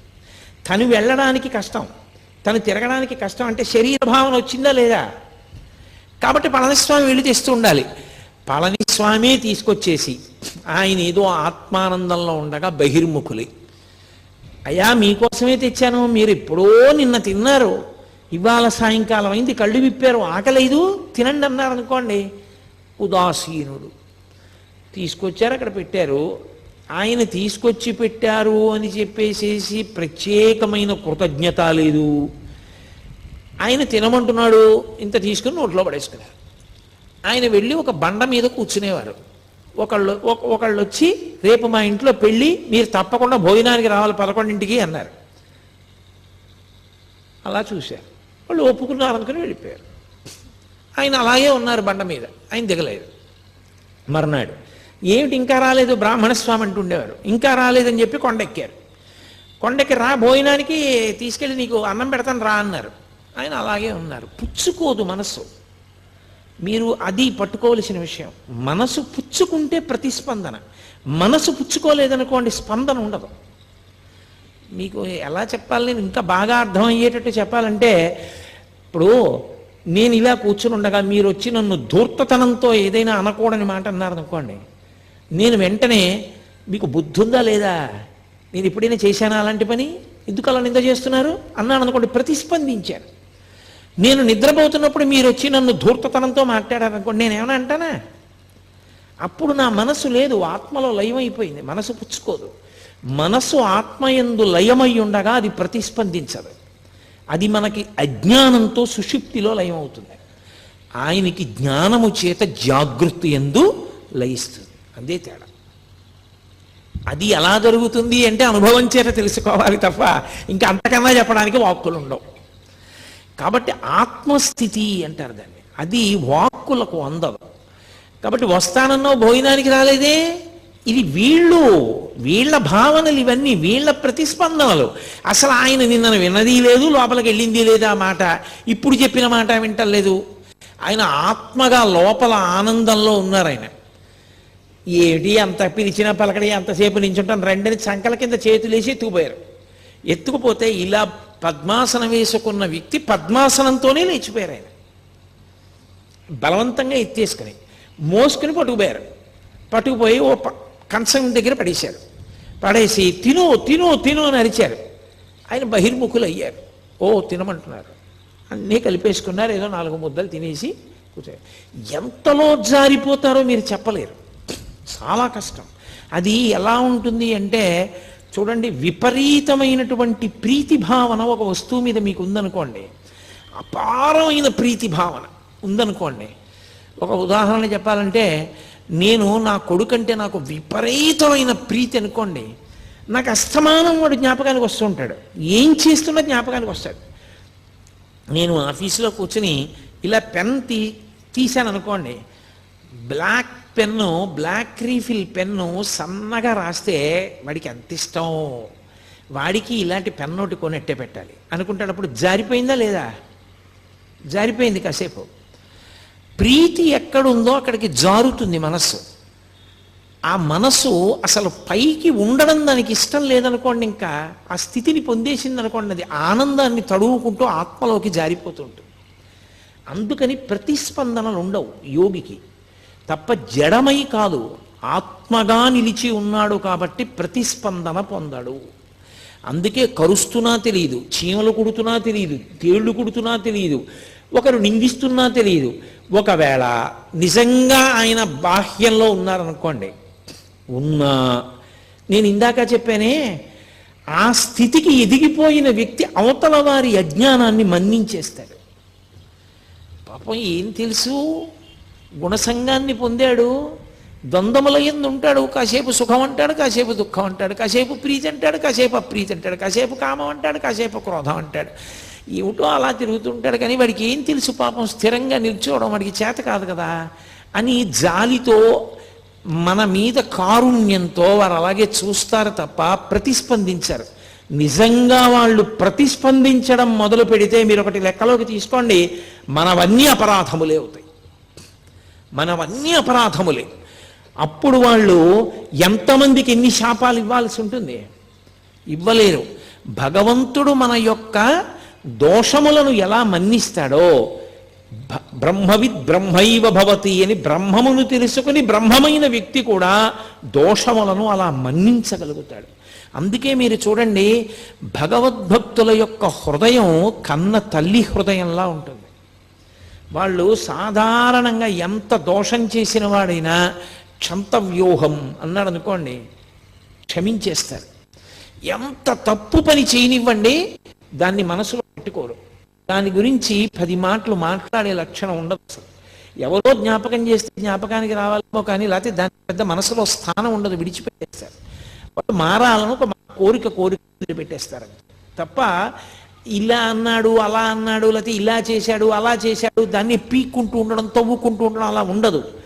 అది భక్తి పెరిగే కొద్దీ హృదయమునందు విశాలమైనటువంటి స్థితి ఏర్పడుతూ ఉంటుంది. అది ఒక జ్ఞానిగా నిలబడగలిగినప్పుడు భగవత్తత్వం ఎలా ప్రకాశిస్తుందో జ్ఞాని యొక్క తత్వం అలాగే ప్రకాశిస్తుంది. అందుకే బాలానంద స్వామి అన్ని ఆగడాలు చెయ్యగలిగాడు. ఆయన ఎంత ఎత్తులో ఉన్నారో ఈయన అంత కిందలో ఉన్నాడు. నేను చాలా అధికుణ్ణని బట్టకో దానికి ఓ కొత్త రంగు వేసుకుని కట్టుకుని చాలా గొప్పవాడిని అనుకుంటున్నాడు. బట్టకి రంగు మారితే గొప్పవాడివి కావు, లోపల మార్పు వస్తే గొప్పవాడివి అవుతావు. అది మార్పు రావడాన్ని బట్టి ఉంటుంది తప్ప బట్టని బట్టి ఉండదు. ఒక్కొక్కసారి మరి అలాగే చెప్పవలసి ఉంటుంది ఇటువంటి సందర్భాల గురించి చెప్పినప్పుడు తప్ప, నేను ప్రత్యక్షంగా సన్యాసాశ్రమాన్ని విమర్శించడం నా ఉద్దేశ్యం కాదు. నాకు చాలా చాలా గౌరవం ఉన్నవాడిని నేను ఆ ఆశ్రమం మీద. కాబట్టి మహానుభావుడు ఆయన ఏమీ ప్రతిస్పందించకపోయినా ప్రతిస్పందించే లక్షణం ఆయన మీద ప్రీతి ఉన్నవాడికి ఉంది. పళనిస్వామికి ఆయన ఏమిట్రా ఇలా ప్రవర్తిస్తారని మరునాడు ఆ విరూపాక్ష గుహకి తలుపులేసి తాళం వేసేసి ఈ బాలానంద స్వామి ఎక్కడికో వెళ్ళారు. మళ్ళీ తిరిగి వస్తాడేమోనని అతని పెట్టి తీసి ఆ పెట్టిలో మంచి మంచి పట్టు వస్త్రాలు చీనాంబరాలు ఉన్నాయి. ఎందుకు అవన్నీ ఆయనకి దాచుకున్నాడు. అవన్నీ తీసి కొండ మీద పారేసి వెళ్ళిపోయారు. అందరూ కలిసి కిందకి ఏదో స్నానం చేయడానికి వెళ్ళారు. వెళ్ళి అందరూ కలిసి తిరిగి వచ్చారు. తిరిగి వచ్చి రమణులు యథాప్రకారం కూర్చున్నారు. అందులో గుహలో పైన ఎత్తుగా ఉంటుంది, పక్కకి చీకటిగా ఉండదు. అందులో చాలామంది అసలు కనపడరు మీకు లోపలికి వెడితే. చాలా తీవ్ర ధ్యానంలో కూడా ఉంటారు ఇప్పటికీ. దాని మీద కూర్చుని మళ్ళీ ధ్యానంలోకి వెళ్ళబోతున్నారు ఆయన. ఈ బాలానంద స్వామి వచ్చాడు. ఈ పళనస్వామి నా వస్తువులన్నీ తీసుకెళ్లి వీధిలో పారేశాడు, వీడిని వెంటనే గుహలోంచి పంపించేస్తావా, పంపించేయరా. ఇప్పుడేమిటి ఆ నాటకం? తన మీద ప్రీతి ఉన్నటువంటి వాడు తనకి అప్రీతితో ఉన్నవాడి పట్ల మర్యాద విడిచిపెట్టి ప్రవర్తించాడన్న ఖేదం ఆయనకి కలిగింది. ఈ ప్రీతి అప్రీతి రమణులకు ఏమైనా ఉందా? ఆయన అలా చూస్తున్నారు, ఏమీ మాట్లాడటం లేదు, ఏమీ ప్రతిస్పందన లేదు. అది అసంగత్వము అన్న మాటకు అర్థం. అది సత్సంగత్వే నిస్సంగత్వం అంటారు శంకరాచార్యులు వారు. అది నిస్సంగ బుద్ధి అంటే దేని మీద సంగం లేదు. ఆయన అలా చూస్తున్నారు. ఇంత నేను నోరు కొట్టుకుని అరిచినా నువ్వు పళనిస్వామిని పంపించలేదని రమణ మహర్షి దగ్గరికి వచ్చి ఆయన మొహం మీద ఉమ్మేశాడు. ఆయన అలాగే చూస్తున్నారు. మొహం నిండా ఉమ్ములేశాడు. ఆయన అలాగే చూశారు. ఏం చేస్తాడు ఇంకంతకన్నా? నీకు బుద్ధి లేదన్నాడు, వెళ్ళిపోయాడు. నేను అసలు ఈ కొండ మీద ఉండను, నువ్వు ఏమనుకుంటున్నావో, నేను లేకపోతే నీకు గౌరవం ఉందనుకుంటున్నావా? నా శిష్యుళ్ళని చెప్పాను కాబట్టి వస్తున్నారు నలుగురును అంటే, నలుగురు రాకపోతే ఆయన బెంగపెట్టుకుంటాడని ఆయన ఉద్దేశం. అసలు నిజమైనటువంటి భక్తుడు మనుష్యులకు ఎంత దూరంగా ఉందామా, ఎంత ప్రశాంతంగా ఉందామా అని వెంపర్లాడతాడు. భక్తిని అడ్డుపెట్టి పబ్లిసిటీలు కోరుకునే వాళ్ళు ఉంటారు. వాళ్ళు ఎంతమంది రావాలని కోరుకునేవాళ్ళు తప్ప నిజంగా భక్తితో ఉండాలనుకునేవాడు మౌనంగానో గ్రంథపఠనం చేసుకుంటూనో జపం చేసుకుంటూనో గడపాలి, ఏకాంతంగా ఉండాలని అభిలషిస్తాడు తప్ప ఆయనకి ఇంకొక కోరిక ఉండదు. అందుకే మీరు ఎప్పుడైనా గమనించండి, ఆ ఏకాంతంగా ఉండడానికి వాళ్ళకి రాజసౌధాలు అక్కర్లేదు, వాళ్ళకి ఏం అక్కర్లేదు. ఎవ్వరూ రాకుండా వడ్ల బస్తాలు పారేసే గది ఇచ్చి ఆ గదిలో కుర్చీ వేసి ఇక్కడ కూర్చొని చదువుకోండి, లైట్ వేసి తలుపేసి వెళ్ళిపోయారనుకోండి, వాళ్ళు అందులో హాయిగా కూర్చుంటారు. వాళ్ళకి కావలసింది ఏకాంతం తప్ప సౌకర్యములతోడి ఏకాంతం కాదు. అది ఆయన స్థితి, రమణులది. 10 మంది రాకపోతే బెంగ పెట్టుకుంటారు ఆయన అనుకుంటున్నాడు బాలానంద స్వామి. ఇది ఈయన స్థితి. ఎంత భేదం చూడండి. ఒక్క రమణ మహర్షి యొక్క జీవితాన్ని పరిశీలనం చేస్తే ఆత్మస్థితిని పొందినటువంటి యోగి ఎన్ని కష్టాలు అనుభవించవలసి ఉంటుందో ఆయన అర్థం చేసుకోలేని వాళ్ళు ఎంతమంది చుట్టూ చేరుతారో గమనిస్తే అది ఎంత కష్టమో. అసలు అలా నిలబడడం ఎంత కష్టపడి నిలబెట్టుకోవలసి ఉంటుంది. ఎందుకని? ఎక్కడైనా ప్రతిస్పందించారనుకోండి, నోటి వెంట ఏదైనా అన్నారో అయిపోతుంది అంతే, ఆ మాట పోయిందంతే, తపస్సంతా భగ్నమైపోయింది. అలా కానీ రాగద్వేషములకు వశులయ్యారా మళ్ళీ పునర్జన్మల్లోకి ఎడతారు. అందుకని ఎప్పుడూ ఆ స్థాయిలోనే నిలబడి ఉంటారు వాళ్ళు. ఉమ్ములేశాడు, వెళ్ళిపోయాడు, కిందకి వెళ్ళాడు, ఏదో రైలు ఎక్కాడు, వెళ్ళిపోతున్నాడు. ఈ కోపం మీద ఉన్నాడు కదూ, కోపానికి ఓ లక్షణం ఉంటుంది. అది ఎక్కడ నుంచో వస్తుందనుకుంటే తప్పు. కోపం వచ్చింది అంటారు. కోపం వచ్చింది అంటే ఎక్కడి నుంచో వచ్చి ఉండాలి. ఇప్పుడు కోటేశ్వరారు సభకు వచ్చారు అంటే ఎక్కడి నుంచో వచ్చాను నేను ఈ సభకి, కోపం వచ్చిందంటారు. కోపం బయట నుంచి లోపలికి రాదు, ఇక్కడే ఉంటుంది. ఉండేది అవకాశం కోసం ఎదురు చూస్తుంటుంది. అవకాశం వచ్చినప్పుడు పైకి లేచిందా అది క్రోధమూర్ఛిత అంటుంటారు వాల్మీకి మహర్షి. వశుణ్ణి చేసుకుంటుంది. అందుకే క్రోధం ఆవహిస్తే ఉండే లక్షణం ఏమిటో తెలుసా? మొట్టమొదటి లక్షణం, నాలుక మీద అదుపు పోతుంది. మీరు ఏం మాట్లాడుతున్నారన్న దాని మీద అదుపు ఏమీ ఉండదు. ఇంకా అదుపు లేని మాట నోటి వెంట వస్తుంది. ఆలోచన చనిపోతుంది. అదుపు లేనంత వేగంతో నోటి వెంట మాటలు వస్తాయి. బాగా ప్రశాంతంగా ఉంటే విశేషమైన అదుపులో వాక్ ఉంటుంది. తక్కెట్లో పెట్టి ఆలోచించి మాట మాట్లాడతాడు. అంత ప్రశాంతంగా ఉంటాడు. ప్రశాంతతకి పూర్తి విరుద్ధం క్రోధం. అది ఒకసారి వచ్చిందనుకోండి, ఎంత వేగంగా వచ్చిందో అంత వేగంగా వెనక్కి వెళ్ళదు. అది పట్టుకుని ఉంటుంది, చాలాసేపు పట్టుకుని ఊపుతుంది. దానికి ఆ లక్షణం ఉంటుంది. అందుకే మీరు చూడండి, ఎవరి మీదో చాలా కోప్పడి చాలా దెబ్బలాడి వెళ్ళిపోతున్నాడు అనుకోండి, మోటార్ సైకిల్ మీద వెళ్ళిపోతుంటే స్పీడ్గా వెళ్ళిపోతూ ఇలా ఇలా అనుకుంటూ తనలో తానే ఏదో ఇలా అనేసుకుంటుంటాడంటే, అలా అంటాడా నన్ను, నేను ఇలా అనవలసింది, వాడికి సిగ్గు లేదు నేను ఇలా అన్నాను, ఇంకా ఇలా కూడా అనవలసింది అని ఇంకా ఇంకా తను ఎవరితో దెబ్బలాడాడో వాడు తను ఎదురుగుండా ఉన్నాడు అనుకుని మనసులో ఊగిపోతుంటాడు ఆ క్రోధంతో. అప్పుడే ప్రమాదాలు జరుగుతాయి. ఎందుకని అంటే బాహ్యము మీద ఏ విధమైన నియంత్రణ ఉండదు, జారిపోతుంది. అది సమస్త ఉపద్రవములకు కారణం.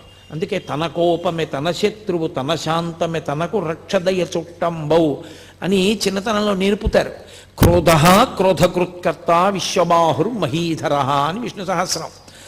కాబట్టి ఆయన రైలు ఎక్కాడు బాలానంద స్వామి. ఎవరో అక్కడ కొంతమంది పిల్లలు కూర్చుని ఉన్నారు. ఆ కోపంతో అహంకారము క్రోధము రెండూ ఒకదాంతో ఒకటి కలిశాయనుకోండి, ఇక మీరు వాడిని పట్టుకోలేరు. ఇక వాడు ఎవరి మాట వినడం. నేనింత వాణ్ణి అని కోపం వచ్చిందనుకోండి, ఆ తర్వాత మాట్లాడేటప్పుడు కూడా వీడంతా పనికి మాలినవాడు, వీడన్నా వినాలి కదా నా మాట అంటాడు. మీరు అందుకే చూడండి, కుటుంబ యజమానికి కోపం వచ్చి ఇంట్లో ఒకరిని దెబ్బలాడాడు అనుకోండి, ఏమిటండి అది అలాగా ఊరికే మన కొడుకే కదా ఏదో తప్పు చేశాడు, ఏడు అంతంత దెబ్బలాడు, నోర్మయ్యి నువ్వు కూడా చెప్పొచ్చేదానివా అంటాడు. అంటే నేను యజమానిని, అహంకారం. తనకెవరూ చెప్పకూడదు, తను తిడుతుంటే పడుతూ ఉండాలంటే అందరూ తప్ప తనే ఖచ్చితంగా ఉన్నాడు, ఎవరికి లేదా బుద్ధి. అహంకారము క్రోధము పెనవేసుకుపోయాయో ఇంకా తనకి తాను ఎంత కీడు తెచ్చుకుంటాడంటే చాలా తొందరగా పతనమైపోవడానికి మార్గం ఏది అంటే ఈ రెండు పెనవేసుకోవడానికి అవకాశం ఇవ్వడమే జీవితంలో. ఈ రెండు పెనవేసుకోవడానికి అవకాశం కానీ ఇచ్చేశాడా పడిపోతాడు. మీరు చూడండి, అందుకే సాధారణంగా కొంతమంది పేర్లైనా కనీసం చెప్పినప్పుడు మహానుభావుడండి అండం అలవాటు అయిందనుకోండి జీవితంలో, ఆయన మహానుభావుడండి అని ఇలా వెంటనే అనడం వచ్చిందనుకోండి, వాడు ఒబ్బిడవుతాడు జీవితంలో. అంటే ఆయన పేరు గుర్తొస్తే వీడికి అహంకారం వదిలేస్తూ ఉంటుంది. ఆయన ఎంత గొప్పవాడు అని మనసులో స్ఫురణకు వస్తుంది. వాడు పాడైపోతాడు అనుకున్నప్పుడు మీరు వెళ్ళి కనీసం ఆయన పేరు చెప్పచ్చు. ఏమిరా ఇన్ని చెప్తావు, పరమాచార్య ఇలాగే చెప్పారా, పరమాచార్య ఇలాగే ప్రవర్తించమన్నారా అన్నారనుకోండి, వాడు వెంటనే నాదస్వరం ఊస్తే పాము తగ్గిపోయినట్టు తగ్గిపోతాడు ఆ పేరు వినపడేటప్పటికి. అసలు అహంకారమే పెరిగిపోయింది అనుకోండి, పూర్తిగా దాన్ని పాలు పోసి పోషించేశారనుకోండి. మీరు అందుకే కొంతమంది వ్యక్తుల్ని చూడండి, ఎవరి పేరు చెప్పండి ఏకవచన ప్రయోగం వాడా అంటాడంతే. అంటే ఆయన ఉద్దేశ్యం ఏమిటంటే తనకన్నా గొప్పవాడు ఎవరూ లేడు, ఎవరి గురించైనా తానే చెప్పగలడు. అందరిలోనూ దోషములే చూస్తాడు, ఎవరి యందు ఏ గొప్ప గుణాన్ని చూడలేడు. అది ప్రమాదకరమైన లక్షణం. మీరు ఏ ఆశ్రమంలో ఉన్నారన్న దాంతో సంబంధం ఉండదు, మీరు ఎంత సంస్కరించుకున్నారన్న దాంతో మీ గౌరవం, మీరు ఉన్న చోట శాంతి నిలబడి ఉంటాయి. అది లేనినాడు అటువంటి వ్యక్తిని మీరు ఎక్కడికి తీసుకెళ్ళి పెట్టండి, అశాంతే తప్ప శాంతి నిలబడదు. అది రమణ మహర్షిని అడ్డుపెట్టి పరిశీలనం చేసినప్పుడు రమణ తత్వం ఎంత శాంతికారకమో ఆయన పక్కన పెట్టి చూసినప్పుడు ఇవన్నీ అంత అశాంతికారకములు. ఆ పిల్లల్ని పట్టుకొని ధూర్తతనంగా మాట్లాడాడు. రైల్లో ఎక్కిన తర్వాత ఇతనెవరో వాళ్ళకేం తెలుసు, వాళ్ళెవరో ఇతనికేం తెలుసు, నేనింత గొప్పవాడిని నేను అనుకుంటున్నాను కానీ వాడికి ఎలా తెలుస్తుంది నేను గొప్పవాడినో కాదో, తెలియదు కదా. అలా అనుకోవడానికి అవకాశం ఎక్కడ ఉంటుంది? అలా అనుకోకూడదు. అలా అనుకుంటే అసలు నువ్వు జీవితంలో ఇమడలేవు. ఇవాళ రాత్రి సన్మానం అయింది, 150 పూలదండలు వేశారు. రేపు పొద్దున నీ కర్మకాలి రిజర్వేషన్ లేకుండా ప్రయాణం చేయాల్సి వచ్చింది. నువ్వు జనరల్ కంపార్ట్మెంట్లో అవసరమైతే మరుగుదొడ్డి దగ్గర నిలబడాలంతే. నిన్ననే నాకు దండలు వేశారు, ఏమిటిది అందరూ నా మీద ఇలా పడిపోవడం, నాకు లేచి సీట్ ఇవ్వద్దా అంటే అందరూ కలిపి నేను భోగిలోంచి కిందకి దోహేస్తారు. దీపో ఈ ఊళ్ళో నువ్వు ఎక్క రైలని, ఇక అంత గొప్పవాడు అయితే కారు ఎక్కవా, అంతేగాని ఏమి నువ్వు ఎక్కితే సీట్ ఎందుకు ఇస్తాను నీకంటారు. నువ్వు నీకు నేనింతవాణ్ణి అనుకున్నప్పుడు నువ్వు ఇమడలేవు. నువ్వు ఎక్కడున్నావో తెలుసుకోవడం నీకు అలవాటైన నాడు మహామహులంతటి వారు అవకాశం, సందర్భం, సమయం కలిసి రానప్పుడు సమయానికి అనుగుణంగా అలా ప్రవర్తించారు. రామచంద్ర ప్రభు అంతటి వాడు 14 ఏళ్ళు అరణ్యవాసం చేశాడు. నేనెంతటి వాణ్ణి? అవసరం అలా వచ్చింది, పూర్వజన్మ కర్మక్షయం ఇలా అయిపోతుంది. కాబట్టి ఇప్పుడు ఈ కష్టం ఏమిటో, ఇది ఎలా ఉంటుందో, ఇంతమందితో కలిసి నిలబడి వెళ్ళడం ఇదో అనుభూతి. పరమేశ్వరానుగ్రహం ఉత్తప్పుడు కుదురుతుందా? వస్తుంటే తప్పుకోండి అంటారు. ఎంత సంతోషంగా ఉంది ఇవాళ అనుకుని నించున్నాడు అనుకోండి, ప్రశాంతంగా ఉంటాడు. నిన్ను పరిశీలించుకోవడంలో నీకు శాంతి, ఇతరులకు శాంతి. అది నీకు రాకపోగానే ప్రమాదం. కోపం రావడం తప్పు కాదు, కోపం రావాలి. దేనికి రావాలో తెలుసా? వ్యవస్థని చక్కదిద్దడానికి కోపాన్ని నటించాలి. ఒక్కొక్కసారి కోపం వచ్చేసి కాదు, కోపం నటించాలి. కోపం వచ్చేసింది అన్నట్టు ఉండాలి. 1-2 నిమిషాలాగి వస్తే కదా కోపం, వస్తే ఊపేస్తుంది. కోపం వదిలేసినట్టుగా నటించి చక్కగా మాట్లాడి వెళ్ళిపోవాలి. కోపము వ్యవస్థని దిద్దడానికి సాధనం అవ్వాలి తప్ప కోపమునకు తాను వశుడు కాకుండా ఉండాలంటే ఎంతో పరిశీలన ఉండాలి. అది మహానుభావులకు ఉంటుంది. వేషాలు కడితే ఎక్కడి నుంచి వస్తుంది? అందుకని ఆయన రైల్లోకి వెళ్ళాడు, ఆ పిల్లలతోటి దెబ్బలాడి పెట్టుకున్నాడు. నా అంతటి వాడిని చెప్తుంటే బుద్ధి లేదా? నేను చెప్పిన పని చెయ్యొద్దా అన్నాడు. ఆ పెట్టేదో తీయమన్నాడు, వాళ్ళు తీయలేదు. వాళ్ళకి కోపం వచ్చింది. వెంటనే అతను కాలి చెప్పు తీసి ఒళ్ళంతా ముద్దర్లు పడేటట్టు కొట్టాడు. అయిపోయిందా అహంకారం? ఇప్పుడు నేను బలానా అన్నాడు, ఎక్కువ అంటాడు. అయిపోయిందా నీ గౌరవం? ఒకవేళ నువ్వు ఎవరో తెలుసా అని వెళ్ళి నించున్నారు. వెళ్ళి నించుంటే రైల్వే స్టేషన్లో ఆ రోజున నేను రైలు ఎక్కినప్పుడు ఏమైందో నీకు తెలిసిందా అని అడిగాడు. ఎంత విచిత్రమైన ప్రశ్న చూడండి. అంటే తనకి అవమానం జరిగిందని ఆయనకి తెలిసిపోయిందేమో. ఏమైంది నాకు తెలీదు అని ఆయన అన్నారనుకోండి, ఏమీ తెలియనట్టే ఉంటాడు. తెలిసింది అన్నారనుకోండి, సంగతి తెలిసిపోయింది కదా. నీ ముఖం మీద ఉమ్మేసి వెళ్ళబట్టే చెప్పులు ఎట్టి కొట్టారు ఒళ్ళంతా. నేను బుద్ధి లేనివాడిని అన్న విషయం నిరూపింపబడింది అక్కడ. నువ్వే గొప్పవాడివని తెలిసిపోయిందని కదా దాని ఉద్దేశ్యం. ఆయన ఏమీ అనలేదు, అలాగే అన్నారు. అతనే అన్నాడు, నీ ముఖం మీద ఉమ్ము వేసి వెళ్ళాను కదా, ఒళ్ళంతా చెప్పులతో కొట్టారు. నీకు ఇంకా నా మీద ప్రతీకార భావన ఉందా ఉమ్మేశానని? ఎవరు లేరుగా నా చుట్టూ, నా మీద నువ్వు ఉమ్ములేయి అన్నాడు. చుట్టూ ఎవరూ లేరు కాబట్టి. అది మీరు ఒక సందర్భంగా తీసుకోకండి. నేను మీతో మనవి చేసేది అదే. మనుష్యులు అహంకారంతో ఉన్నప్పుడు ఉండేటటువంటి లక్షణాలు ఎలా ఉంటాయో, ఎప్పుడూ ఒక్కలా ఉండగలిగినటువంటి స్థితప్రజ్ఞుడు ఎలా ఉంటాడో, రమణుల జీవితంలో ఎన్ని సందర్భాలు నేను ఎక్కడ చెప్పను, కొన్ని సంవత్సరాలు ప్రసంగం చేయాలి నేను ప్రతిదాన్ని విశ్లేషించడం మొదలు పెడితే. కాబట్టి ఆయన ఏమీ అనలేదు, ఊరుకున్నారు. ఊరుకుంటే అన్నాడు, మళ్ళీ అంతలో అహంకారం వచ్చింది. పూర్వస్థాయి తనకు ఉండాలి.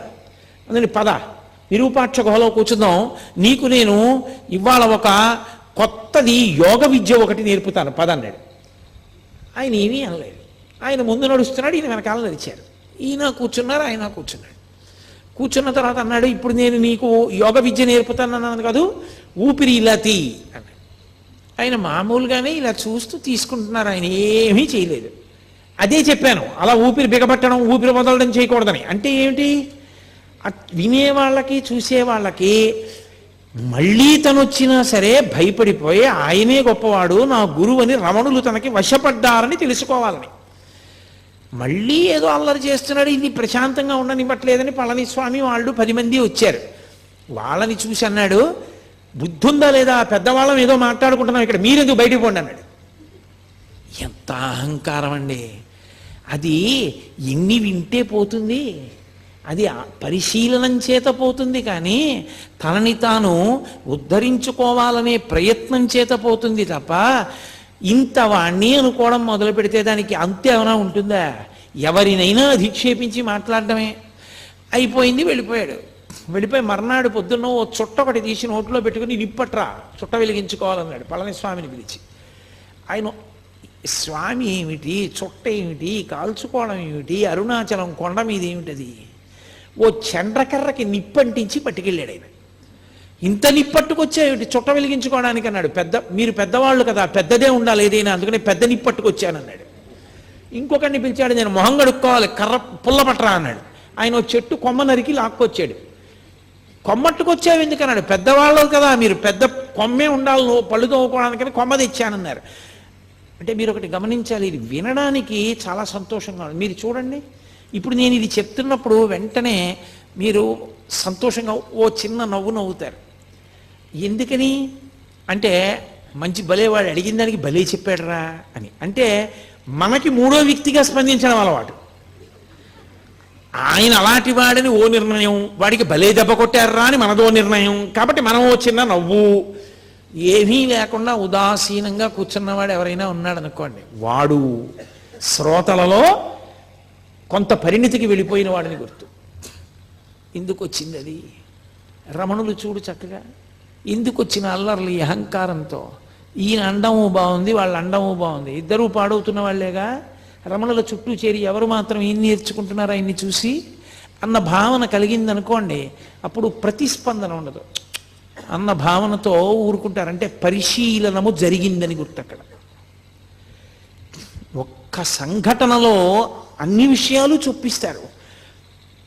సరే కొంతకాలం అయింది, ఇక్కడ నన్ను ఎవరూ లక్ష్య పెట్టట్లేదన్నాడు, మళ్ళీ వెళ్ళిపోయాడు, మళ్ళీ వచ్చాడు, దిగంబరంగా వచ్చాడు. ఈసారి వచ్చి నేను దేహాభిమానం అంతా పోయింది నాకు, అందుకని నేను గోచీ కూడా పెట్టుకోవట్లేదు అన్నాడు. అంటే ఆయన గోచీ పెట్టుకున్నారు కాబట్టి అంతకన్నా నేను గొప్పవాడిని. మళ్ళీ ఇదో విచిత్రం లోకంలో ఎలా ఉంటుందంటే, ఒక్కొక్కడు అసలు నేను ఏమీ పట్టించుకోనండి అని చాలా గొప్పగా చెప్పుకుంటుంటాడు.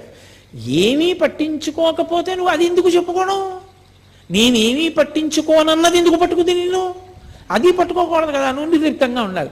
నేనండి ఏమీ పట్టించుకోనసమండి అని ఎంతో గొప్పగా చెప్తాడు దాన్ని తీసుకొచ్చి. లేకపోతే నాకు చాలా కోపం ఉండోయ్ అంటాడు. ఏడు అది అనా ఐశ్వర్యమా? సిగ్గుపడాలి నాకు చాలా కోపం ఉండోయ్ అని చెప్పడానికి. అది చెప్పుకోవడం కూడా ఏమిటి 10 మందిలోకి వచ్చి?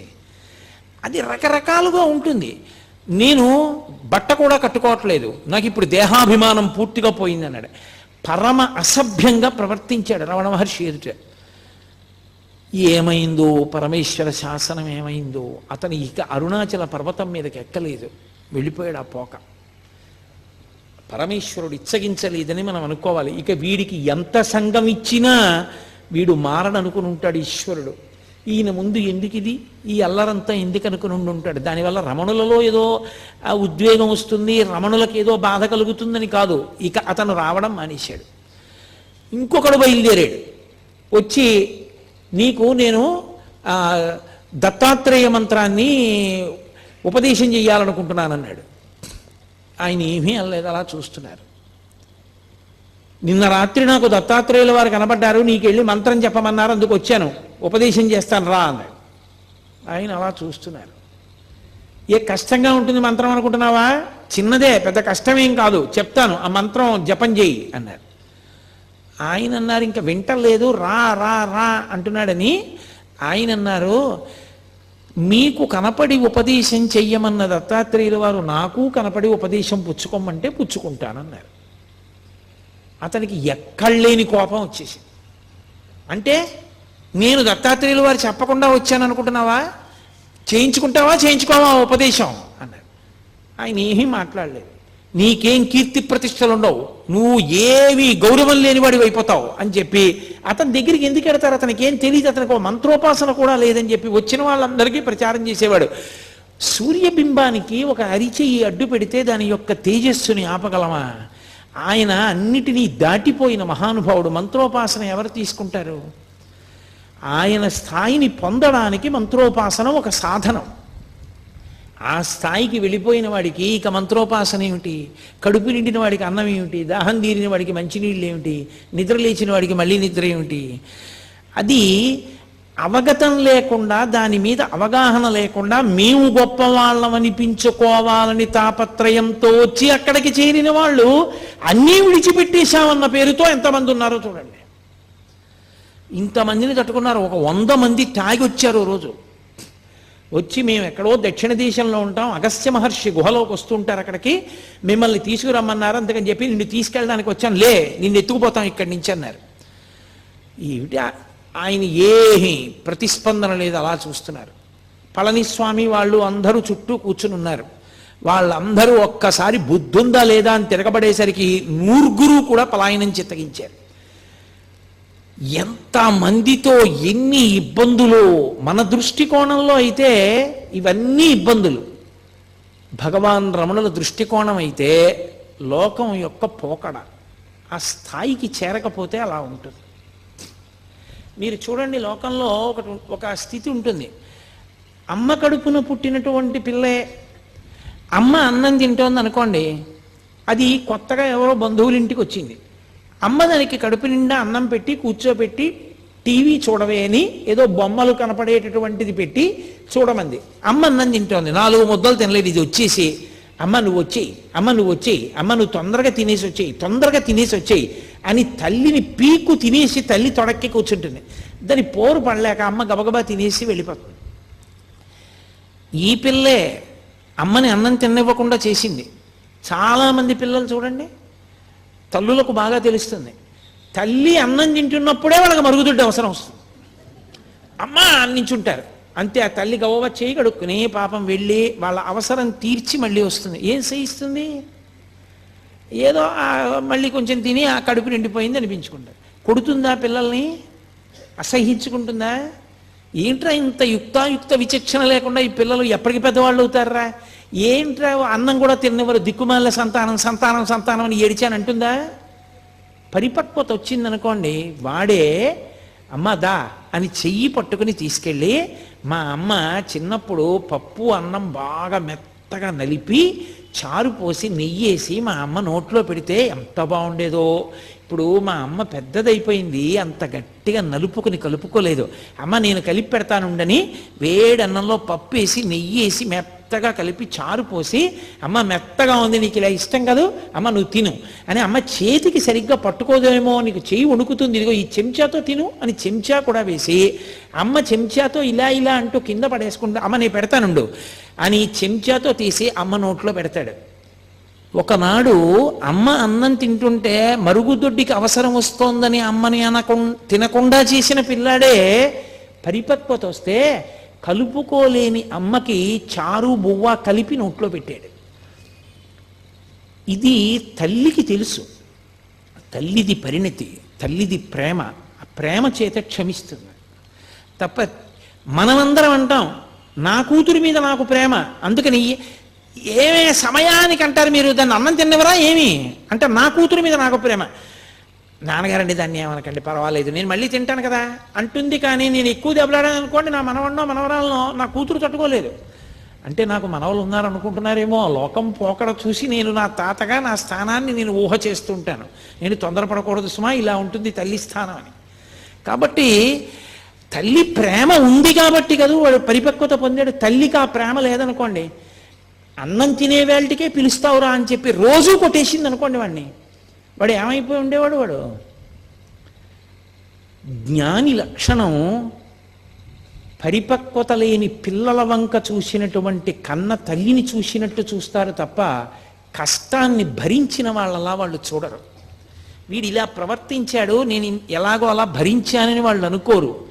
పరిపక్వత పొందలేదు, ఆ స్థాయి రాలేదు. పరమేశ్వరుడు అనుగ్రహించాలి. ఇటువంటి వ్యగ్రతలకి ద్వంద్వములకు లోను కాకుండుగాక, ప్రశాంతముగా ఉండుగాక అని నేను ఇందాక చెప్పానే. సినిమా చూస్తూ మనం పోలీస్ స్టేషన్కి ఎలా వెళ్ళాము అలా చూస్తూ ఉంటారు వాళ్ళు. అది అలా ప్రతిస్పందన లేకుండా పరిపూర్ణ ప్రేమతో అపరాధాలని మన్నించేస్తారు. కాబట్టే మళ్ళీ ఎప్పుడూ ఎక్కడా దాని గురించి చెప్పరు. ఏ తల్లి అయినా పెరిగిన ఏ పిల్లల గురించి అయినా, వీడు చిన్నప్పుడు ఇలా నన్ను ఇబ్బంది పెట్టేవాడిని కానీ, లేకపోతే చిన్నప్పుడు వీడికి జ్వరం వస్తే నేను అన్నం మానేశానని కానీ ఏ తల్లి అయినా చెప్తుందా? చెప్పదు. అదేమిటి అలా చేయడం నా కర్తవ్యం, నా అదృష్టం తల్లిగా అంటుంది తప్ప అది తన గొప్ప అనుకోదు. ఒక జ్ఞాని యొక్క స్థితి అంతే, అలాగే ఉంటుంది. ఈ మిడిమిడి పోకడంతా ఎక్కడుంటుందంటే ఈ మధ్యలో ఉన్న వాళ్ళ దగ్గరే ఉంటుంది. నేనేదో ఉద్ధరించేశాను, నేనేదో గొప్పవాడిని, వాడు నా చేత ఉద్ధరింపబడ్డాడు, వాడు నా మాట వినద్దా, వీడు నా మాట వినకుండా పోయాడు, వాడి మీదేదో కక్ష, వీడి మీదేదో ప్రేమ, ఇవన్నీ ఇంకా పరిపక్వత రానంతసేపే తప్ప అది వచ్చిన తరువాత లోకమంతటి పట్ల దయయే తప్ప ఇంకొక భావన ఉండదు. ఒకరితో సంగం ఉండదు, ఒకరితో ప్రీతి ఉండదు, ఒకరి పట్ల అప్రీతి ఉండదు. వీళ్ళు మా అమ్మ అందుకని ఏదో ప్రేమ, వీళ్ళు మా అమ్మ కాదు అందుకని వాళ్ళ మీద తక్కువ భావన, అలా ఏం ఉండవు. అన్నీ ఈశ్వరుడే. అందుకే స్వయంగా అలగమ్మ గారే వచ్చారు. ఒకసారి తిరుపతి వెళ్ళి అలగమ్మ గారు వచ్చారు. పాపం ఆవిడ ప్రారంధ కర్మ కష్టాలన్నీ అలగమ్మ గారికే వచ్చాయి. ఆ పెద్ద కొడుకు నాగస్వామి శరీరం వదిలిపెట్టేశాడు. ఆ చిన్నవాడు పాపం, ఆ పిల్లవాడు ఆ మూడో సంతానం, రెండోవాడు వెంకటరామన్ రమణ మహర్షి, మూడో పిల్లవాడు ఆ నాగసుందరం. ఆయన ఏదో ఒక దేవాలయంలో గుమాస్తాగా చేరి ఉన్న ఇల్లు కూడా అమ్మేసుకున్నారు. ఆ పిల్లవాడు కష్టపడి ఆ ఇంటినంతటినీ పోషిస్తుండేవాడు. ఏదో ఆవిడ తిరుపతి క్షేత్రానికి వచ్చి స్వామి దర్శనం చేసుకుని దగ్గర కదా అని అరుణాచలం వెళ్ళి ఈ పిల్లవాడిని చూసింది. చూసి ఎంతో ఏడిచింది. మొట్టమొదటిసారి వెళ్ళినప్పుడు ఎంత ఏడ్చిందో 2 రోజులు కొడుకుని వచ్చి. మన చిత్రం ఏమిటో తెలుసా, పినతండ్రి కూడా గుర్తుపట్టలేదు, కానీ పెద్ద పెద్ద గోళ్ళు పెరిగిపోయి ధూళిధూసరమైన శరీరంతో గోచి పెట్టుకుని ఒక బండ మీద వెల్లకిలా పడుకుని ఉన్నారు. అలగమ్మ గారు వెళ్ళేటప్పటికి రమణ మహర్షి చూడగానే గుర్తుపట్టింది అలగమ్మ గారు. ఎంత ఏడ్చిందో, అంత తల కొట్టుకుంటున్నా ఏడుస్తున్న స్వామి మాత్రం పరమ ఉదాసీనంగా అలాగే ఉన్నారు. ఏ ప్రకంపనలు లేవు ఆయనలో, ఏ భావస్పందనలు లేవు. చుట్టూ ఉన్న వాళ్ళు అయ్యో అమ్మంటోందంత ఏడుస్తోంది, కనీసం జవాబు చెప్పద్దా అన్నారు. ఆయన నోటితో మాట్లాడితే కదూ, ఓ కాగితం ఇమ్మని దాని మీద వ్రాశారు. కర్త ఎవరి ప్రారబ్ధానుసారం వారిని ఆడిస్తూ ఉంటాడు. మనం కావాలనుకున్నవి జరగాలని లేదు, జరగాలనుకున్న వాటిని మనం ఆపలేము. కాబట్టి ఏది ఎలా జరుగుతుందో దానిని అంగీకరించడమే సర్వ విధములా శ్రేయస్కరము. అదే మొట్టమొదటి ఉపదేశం. ఆయన జీవితంలో వ్రాతపూర్వకంగా కానీ నోటితో కానీ చేసిన మొట్టమొదటి ఉపదేశం అదే. కాగితం మీద వ్రాసి అలగమ్మ గారికి ఇచ్చారు. ఇక ఈ పిల్లవాడు రాడు, ఈ పిల్లవాడి యొక్క స్థాయి వేరని ఆమె స్థాయిలో ఆవిడ ఏమనుకుంటారు ఒక తల్లిగా, ఏమిటో కొడుకుని ఇంత కష్టపడ్డాను, పెంచాను, పెద్ద చేశాను, ఇలా అయిపోయాడు అనుకుని పాపం ఆవిడ వెళ్ళిపోయారు. ఆ తరువాతి కాలంలో మళ్ళీ ఆవిడికి ఇంకా జీవితం మీద విరక్తి వచ్చింది. విరక్తి రావడానికి కారణం కూడా భగవంతుడు అందుకే ఒక్కొక్కళ్ళకి ఒక్కొక్కటి ముందే ఇచ్చేస్తాడులా ఉంది. ఆవిడికి దక్షిణామూర్తి స్తోత్రం, వేదాంత స్తోత్రాలంటే ఇష్టం ఉండడం, ఎప్పుడూ వాటిని మననం చేయడం, ఆవిడికి కొన్ని వేల వేదాంత సంబంధమైన పాటలు నోటికొచ్చుట అలగమ్మ గారికి. అవన్నీ పాడుకుంటూ గడిపేవారు. ఆవిడ ప్రారంధం ఏమిటంటే ఆఖరికి ఆ మూడో కొడుకు నాగసుందరంకి పెళ్లి చేశారు. ఆ పెళ్లి చేస్తే పెద్దవాడు అసలు సంతానం లేకుండానే ఆయన శరీరం వదిలేశాడు నవయవ్వనంలో ఉండగా. ఇక మూడోవాడు పెళ్లి చేశారు, ఓ కొడుకు పుట్టాడు, భార్య చనిపోయింది. చనిపోతే పాపం ఆ చిన్న పిల్లవాడిని ఈయనేం పెంచగలడు, తీసుకెళ్ళి మళ్ళీ పినతండ్రి గారి భార్య జానకి అమ్మాள் నెల్లియప్ప అయ్యర్ గారి భార్య జానకి అమ్మాள் గారికి ఇచ్చారు. ఆవిడ అప్పటికి వృద్ధురాలు అయిపోయింది. ఆవిడ ఏం పెంచగలదు పిల్లని. మళ్ళీ ఆ పిల్లాడిని తీసుకెళ్ళి ఆ పిల్లవాడి మేనత్త అలవేలుమంగ ఆఖరి పిల్ల, ఆ పిల్లకి ఇచ్చారు. ఆ పిల్ల ఏదో సాకుతోంది, ఎక్కడ చూసినా అప్పులు, తగిన ఉద్యోగమా లేదు, భార్య చచ్చిపోయింది, కొడుకునా ఎవరో పెంచుతున్నారు. అసలు ఎందుకు ఇంకా బతకాలనిపించింది ఆయనకి. ఈలోగా అలగమ్మ గారు మెల్లిగా కొడుకు దగ్గరికి వెళ్ళిపోయారు. ఇది ఒక విచిత్రమైన సంఘటన. భగవాన్ రమణుల జీవిత చరిత్ర మొత్తం మీద చాలా కాలం నాకు అనుమానం ఉండిపోయిన సందర్భం ఇదొక్కటే. ఆ తర్వాత నాకు పరమేశ్వరానుగ్రహం వల్ల యథార్థంగా చెప్పాలంటే రమణ మహర్షి ఒక వ్యక్తి రూపంలో అనుమానాన్ని తీర్చారు. అప్పటి వరకు నాకు ఇది ఎందుకు అలా జరిగింది అని అర్థమయ్యేది కాదు. అలగమ్మ గారు కొడుకు దగ్గరికి వెళ్ళిపోతానని చెప్పి అరుణాచలం వెళ్ళిపోయి అరుణాచలంలోనే ఒకరి ఇంట్లో ఉండేవారు. ఆవిడికి విరూపాక్ష గుహలోనే ఉండాలి కొడుకుతో అని కోరిక. కూతురు అలమేలుమంగ అడిగిందమ్మ మా ఇంటికి వచ్చేసేయమ్మా మాతో ఉండమని. అయినా కూడా కొండ మీదకి వెళ్ళిపోయి సరే పెద్ద ఆవిడ ఉన్నంత కాలం ఉండదు, ఇంకా ఆవిడ కింద ఎందుకని ఆవిడ్ని కూడా విరూపాక్ష గుహకి తీసుకొచ్చేశారు. అది చిన్న గుహ, బయటకు చిన్న గదిలా ఉంటుంది, లోపల గుహ ఉంటుంది.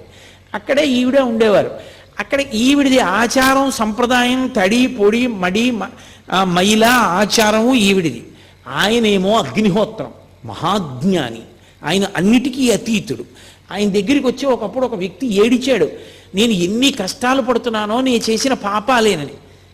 ఆఖరికి విని విని విని విని విని ఎప్పుడూ మాట్లాడని భగవాన్ రమణులు అన్నారు, అన్ని పాపాలు ఉన్నాయా నిన్ను బాధపెట్టడానికి అన్నారు. చాలా పాపం చేసేసానన్నాడు. నాకు ఇచ్చేస్తావా, పుచ్చేసుకుంటానో, అప్పుడు నీకు శాంతమా అన్నారు. ఇచ్చేస్తాను, పుచ్చేసుకుంటారా అన్నాడు. ఇచ్చేసేయి అన్నాడు. అయితే నీళ్లు పోసి ధార పోసి నేను పుచ్చేసుకుంటాను ఆ పాపాలన్నారు. ఆయన చేతులు చాపారు, అతను నీళ్లతో ధార పోసేశాడు. నా పాపాలన్నీ నీకు ఇచ్చేస్తున్నాను. ఆయన పుచ్చేసుకున్నారు. పుచ్చేసుకుంటే ఏమైనా అయిపోయిందా? ఇప్పుడు ఆయన్ని పాపాలు బాధిస్తాయని మీరు అనుకుంటున్నారా? ఒక్క విషయం గుర్తుపెట్టుకోవాలి. ఒక కొవ్వొత్తి వెలుగుతోందనుకోండి, దాని మీద నేను నీటి బొట్టు వేశాననుకోండి, కొవ్వొత్తి నిధనం అయిపోతుంది. పొయ్యి వెలుగుతోందనుకోండి, నేను చారెడు నీళ్లు తీసి ఇలా అన్నాను అనుకోండి, మంట నిధనం అవుతుంది. ఒక ఇల్లు కాలిపోతోందనుకోండి, పోనీ అమంగళకరమైన మాట ఎందుకు, అరణ్యంలో దావానలం వ్యాప్తి చెందిందనుకోండి, పెద్ద మంట, అరణ్యం కాలిపోతోందనుకోండి, నేను వెళ్ళి చారెడు నీళ్లు తీసి చల్లాను అనుకోండి, మంట ఏమైనా నిధనం అవుతుందా? ఈ నీళ్లు కాలిపోతాయి. నీరు నిప్పు నార్పాలి, కానీ అంత మంటలో చారెడు నీళ్లు పడితే మరిగి ఆవిరైపోతాయి, కాలిపోతాయి అవి. ఆర్పవలసిన నీరు కాలిపోయింది మంటలో. ఎందుకని? మంట పెద్దది, నీరు తక్కువ. రగిలిపోతున్న జ్ఞానాగ్ని పరమేశ్వర స్వరూపం అది. అది పాపాలు పుచ్చుకుంటే మాత్రం దాన్ని ఏమైనా చేస్తాయా? దగ్ధమైపోతాయి అంతే. ఇంకొకరికి శాంతినివ్వడానికి పాపాలు పుచ్చేసుకున్నారంతే మహానుభావులు. అంతటి ద్వంద్వాతీత స్థితి. రమణుల పేరు చెప్తే చాలు గురువుల యొక్క అనుగ్రహం కలుగుతుంది, అరుణాచలేశ్వరుడి యొక్క అనుగ్రహం కలుగుతుంది. సాక్షాత్ సుబ్రహ్మణ్యావతారం. అంతటి మహానుభావుడు గుహలో కూర్చునుండగా కావ్యకంఠ గణపతి ముని ఒక్కరే ఉన్నారు. ఒక్కరే ఉండగా 6 జ్యోతులు ఆయన యొక్క తలని, నుదిటిని తాకి ఆయనలో లీనమైపోవడం చూసి ఒళ్ళు గగుర్పొడిచింది కావ్యకంఠ గణపతి మునికి. 6 జ్యోతులు ఆయన నుదురిని తాకి ఐక్యం అయ్యాయంటే ఇది షణ్ముఖ స్వరూపం, సుబ్రహ్మణ్య స్వరూపం అని నిర్ధారించారు. అలగమ్మ గారికి పాపం మడి మైల, ఆవిడ తాపత్రయం ఆవిడిది, ఆవిడ ఆచారం ఆవిడది. అది తప్పు అని మాత్రం అనకూడదు సుమండి. నేను మీతో తరచుగా మనవి చేస్తున్నాను, జ్ఞానికి ఇవేం ఉండవు. జ్ఞాని వీటన్నింటికన్నా అతీతమైన స్థాయిలో ఉంటాడు, ఏ ప్రతిస్పందన ఉండదు. కానీ రమణ భగవానుల్ని చూసి మీరు కూడా అంటే మనం కూడా అలా ఉందాం అనుకుంటే తప్పు. ఆ స్థాయికి చేరకుండా అలా చేయకూడదు, చాలా పొరపాటు, అలా ఉండకూడదు. ఆవిడ ఉల్లిపాయ వేనిచ్చేవారు కాదు. ఉల్లిపాయ వేకండి, ఉల్లిపాయ వేకండి, ఉల్లిపాయ తినకూడదు, ఉల్లిపాయ తినకూడదు అనేవారు. ములక్కాడ పట్టుకొస్తే ములక్కాడ వేనిచ్చేవారు కాదు. భిక్షాన్నం ఏమిటని ఆవిడే పోయి పెట్టుకుని వండుకుంటూ ఉండేవారు. నేను పెట్టుకుంటాను కొడుకు అంటుండేవారు. రమణులు ఆవిడ్ని చూసి పరిహాసం ఆడేవారు. మా అమ్మ మోక్షానికి ఎడుతూ ఉంటే ఉల్లిపాయలు పర్వతాలై అడ్డుపడిపోతాయి, ములక్కాడలు అరణ్యాలు అయిపోయి చిక్కుపోతుంది, అందుకని మా అమ్మ తిందంటుండేవారు. ఆవిడ నేను అమ్మని కాబట్టి నేను పెడితే తినాలి, నాతో మాట్లాడాలనేది. ఆయననేవారు, ఎవరు అమ్మ? నాకు అందరు అమ్మలే తప్ప నువ్వు ఒక్కదానివే నాకు అమ్మవి కావు, నాకు లోకమంతా తల్లులే అనేవారు. ఆయన దృష్టికోణం అది. అలా రమణుల గురించి చదివి నేను అనకూడదు, నేను మా అమ్మని గౌరవించాలి, మా అమ్మకి నమస్కారం చేయాలి. అవునమ్మా నువ్వు నా తల్లి అనాలి. నేను ఇంకా రమణుల స్థాయికి పొందలా. రమణుల స్థాయిని పొందిన నాడు నేను అలా మాట్లాడాలని ప్రయత్నం చేయక్కర్లా. ఆ మాట అప్పుడు అదే వస్తుంది. అంతేకాని జ్ఞానిని చూసి ఎన్నడూ అనుకరించరాదు. రమణులు అన్నారు కదా అని అనే ప్రయత్నం చేయకూడదు. అది చాలా పొరపాటు. ఇవాళ చాలా చోట్ల చాలా మంది చేసే పెద్ద పొరపాటు అక్కడే చేస్తారు. అలా చేయకూడదు. జ్ఞానిని అనుకరిస్తే భంగపాటు పొందుతారు. ఎందుకో తెలుసా? మీ అనుష్ఠానం పోతుంది. జ్ఞాని కాకుండా జ్ఞానిలా ప్రవర్తిస్తే పరమ ప్రమాదం. ఏది? రమణులు అన్నారు, నువ్వు అన్నావు తల్లిని, రమణులు భిక్షాన్నం తింటారు, నువ్వు తింటావా? రమణులని జటాస్వామి ఆ తర్వాత బాలానంద స్వామి అలా ప్రవర్తించిన ఆయన అలా ఉండగలరు, నువ్వు ఉండగలవా? ఉండగలిగితే అలా కూడాను. జ్ఞాని స్థితిని చూసి జ్ఞాని ఎలా ఉన్నాడో అలా నువ్వు ఉండే ప్రయత్నం చేస్తే చాలా ప్రమాదం వస్తుంది. అలా ఎప్పుడూ చేయకూడదు. ఆచారకాండే. రమణులు అలా అన్నారు అంటే అది ఆయన స్థాయి. అటువంటి భగవానుల దగ్గరికి ఒకప్పుడు కావ్యకంఠ గణపతి ముని వచ్చారు. నేను కావ్యకంఠ గణపతి ముని గురించి కేవలం 1-2 వాక్యాలు చెప్పి వదిలేశాను అనుకోండి, అంతకన్నా అన్యాయమైన విషయం ఇంకోటి లేదు రమణతత్వం చెప్పేటప్పుడు. ఎందుకంటే రమణులకు కావ్యకంఠ గణపతి మునికి అంత సాన్నిహిత్యం. కావ్యకంఠ గణపతి ముని గురించి చెప్తే రమణుల గురించి చెప్పాలి, రమణుల గురించి చెప్తే కావ్యకంఠ గణపతి ముని గురించి చెప్పాలి. ఇద్దరిని విడదీసి ఇద్దరి జీవితాలు వేరువేరు, ఆయన గురించి ఆయనలా చెప్తాను, ఈయన గురించి ఈయనలా చెప్తానంటే అసలు చెప్పడం కుదరదు, పరిపూర్ణం అవ్వదు. అందుకే నేను ప్రత్యేకంగా రేపటి రోజున కావ్యకంఠ గణపతి ముని, భగవాన్ రమణులు వాళ్ళిద్దరి విశేషాల్ని రేపటి రోజున మీతో మనవి చేస్తాను. ఇవాళ ఒక్క విషయమే చెప్తాను. కావ్యకంఠ గణపతి ముని విఘ్నేశ్వరుడి యొక్క అనుగ్రహం చేత జన్మించిన కారణజన్ముడు, మహావిద్వాంసుడు. ఆయన అపారమైనటువంటి శిష్యులు ఆయనకి. ఆయన ఒకసారి రమణుల దగ్గరికి వచ్చారు. వచ్చి తపస్సనగా ఏమీ అని అడిగారు. నాకు నిజంగా తెలుసుకోవాలనుంది, మంత్రజపంతో తపస్సుని పొందాలి అంటే ఏం చెయ్యాలి, జపంలో ఏది తపస్సు అని అడిగారు. అంతటి మహావిద్వాంసు రమణ మహర్షి అన్నారు, నోరు విప్పి మాట్లాడారు. మంత్రజపం చేసినప్పుడు ఆ మంత్రం యొక్క స్వరం ఎక్కడ నుంచి బయటికి వస్తోందో ఆ మూలస్థానంలోకి లయమైపోవడమే జపం. మాట మాట్లాడుతున్నప్పుడు ఆ మాటలన్నీ ఎక్కడ ఉత్పత్తి అవుతున్నాయో ఆ ఉత్పత్తి అవుతున్న స్థానంలోకి లయమైపోవడమే తపస్సు. దీనికే తపస్సు అంటారన్నారు. అనగానే వెంటనే సంస్కృతంలో రమణ పంచకం చదివారు కావ్యకంఠ గణపతి ముని. చదివి, మహానుభావ, ఎన్నో గ్రంథాలు చదివాను కానీ ఇలా చెప్పిన వాణ్ణి నేను చూడలేదు. వెంకటరామన్ అని పిలుస్తున్నారు, కాదు, ఈయనకి నేను సరి అయిన పేరు ఇప్పుడు నేను ఉంచుతున్నాను. ఇక ఇవాళ నుంచి ఇన్ని అందరూ రమణ మహర్షి అని పిలవండి. ఈయన రమణ, లోకములను రమింపచేస్తారు కాబట్టి మహర్షి. ఎందుకు మహర్షి అంటున్నానంటే, ఊర్ధ్వరేతస్కుడై, శాపానుగ్రహ సమర్థుడై, ఇంద్రియములను గెలిచినటువంటి వాడై, పరమేశ్వర తత్వాన్ని జీర్ణం చేసుకున్నవాడై, బ్రహ్మమును తెలుసుకుని బ్రహ్మముగా నిలబడినవాడు కాబట్టి త్రికాలవేది కనుక ఇన్ని మహర్షి అని పిలుస్తున్నాను. భగ, అది ఉన్నవాడు భగవానుడు, పరమేశ్వరుడు అని పిలుస్తాం. భగము అంటే 6 ఉండాలి. ఆ 6 ఐశ్వర్యము, సమగ్రత్వము, ధర్మము, యశస్సు, శ్రియము, జ్ఞానము, వైరాగ్యము. ఈ 7 ఉంటే భగవంతుడు అని పిలుస్తారు. ఈ 7 పుష్కలంగా ఆయన యందు ఉన్నాయి. అపారమైన తపస్సు చేత మహర్షి అయి ఈ 7టిని పరమేశ్వరుడితో సమానంగా పొందారు కనుక ఇక నుండి వీరిని భగవాన్ రమణ మహర్షి అని పిలవండి అన్నారు. కావ్యకంఠ గణపతి ముని పెట్టినటువంటి పేరే భగవాన్ రమణ మహర్షి అన్న పేరు తరువాతి కాలంలో లోకంలో ప్రచారమైంది. అటువంటి రమణులు అరుణాచల పర్వతం మీద తిరుగుతూ ఉండగా వారికి కేవలం మనుష్యులతోటి సంబంధం కాదు, మీరు తపోనిష్టాగరిష్ఠులైనటువంటి వారు ఉన్న ప్రదేశాలని పరిశీలనం చేస్తే అక్కడ వారి తపస్సు యొక్క ప్రకంపనల చేత, తప ప్రభావం చేత సమస్త జీవులు వాటి మధ్య ఉన్న వైరాన్ని మరిచిపోతాయి. మరిచిపోయి ఏది దేన్ని చెనకదు. ఆయన స్కందాశ్రమానికి వెళ్ళారు. శిష్యులందరూ కలిసి ఆ పైన నీటి కయ్య, మామిడి చెట్లు అవి ఉన్నాయని అక్కడ చదును చేసి 2 గదులు, ఆయన ధ్యానం చేసుకోవడానికి పర్వత గుహలా ఉండేటటువంటి ఓ గదిని నిర్మాణం చేశారు. నిర్మాణం చేసి ఆయన సుబ్రహ్మణ్యావతారం అని స్కందాశ్రమము అని పేరు పెట్టారు. ఇప్పటికీ చూడొచ్చు, అరుణాచల పర్వతం ఎక్కి చూడొచ్చు స్కందాశ్రమాన్ని. ఆ స్కందాశ్రమంలో ఆయన ఉండే రోజుల్లో ఒక పెద్ద పాము ఒకటి వెడుతోంది. అందరూ భయపడేవారు. ఆయన దాన్ని తేరిపారి చూస్తున్నారు.